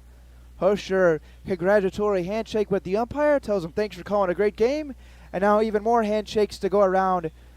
Now daps up his pitcher, Ironman, who gets the final 3 outs of the ball game. Gives up 1 run, but is an unearned run. And caps off a Renegades victory. Final score 10-4. They put a 5th run on the scoreboard, but came on the drop third strike. Don't really think that one will count. Should be a 10-4 final score. And they go Boyer, Schmitz, Ironman to win the ball game, and the Renegades now celebrating on the infield. Good night all around for ice cream at the ballpark. A win for the Renegades, and they improve now on the season to 7-9 after the 10-4 victory here tonight. Couple shout-outs to give stars of the game. Luke Fuller for sure. His 2-run bomb to left field put the Renegades up 4-2. Colin Shreves, a solo bomb to extend it to 5-3 when the Renegades had holding on to just a 1-run lead. A couple of the other ones I can give a shout-out to. Brendan Perkins, after looking like he had just hit a 3-run bomb out to left, apparently was foul, but he comes right back with a 2 RBI single.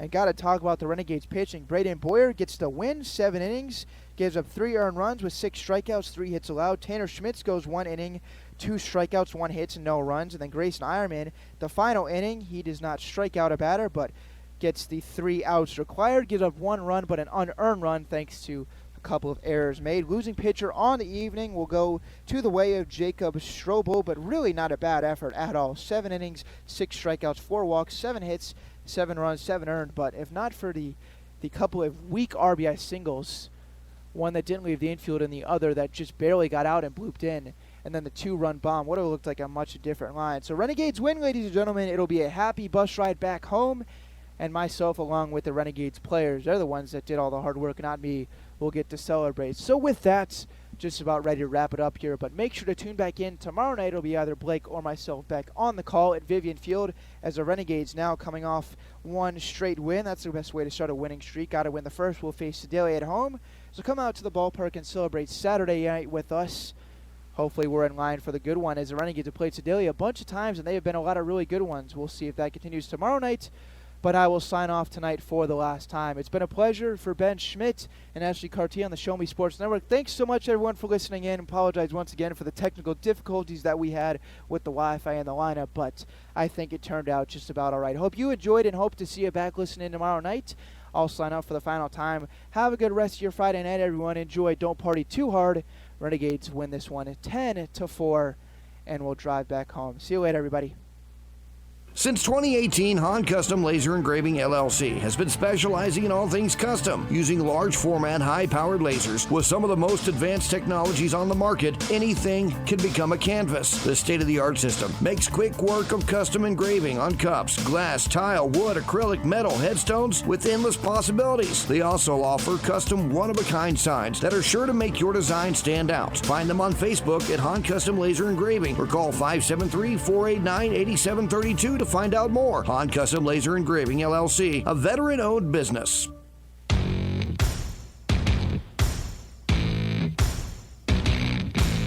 You've been listening to the biggest and absolute best game coverage in mid-Missouri on the exclusive home for Jefferson City Renegades baseball, the Show Me Sports Network and the Renegades Radio Network. The Show Me Sports Network broadcast crew are the ones that know your Renegades the best. Exclusive coverage of Jefferson City Renegades baseball has been brought to you by Animal Medical Center of Jefferson City, Avon with Michelle Cartier, Boone County, ShowMeSportsNetwork.com, or find us on Facebook by searching the Show Me Sports Network. The Show Me Sports Network and the Renegades Radio Network, your exclusive home for Serving fans throughout the Midwest and even more around the world, this is the Show Me Sports Network. The preceding was an exclusive broadcast property presentation of the Show Me Sports Network and was a high-fidelity all-digital broadcast. This broadcast is copyright by the Show Me Sports Network for the private use of our audience. Any other use of this broadcast without the Show Me Sports Network's written consent is prohibited.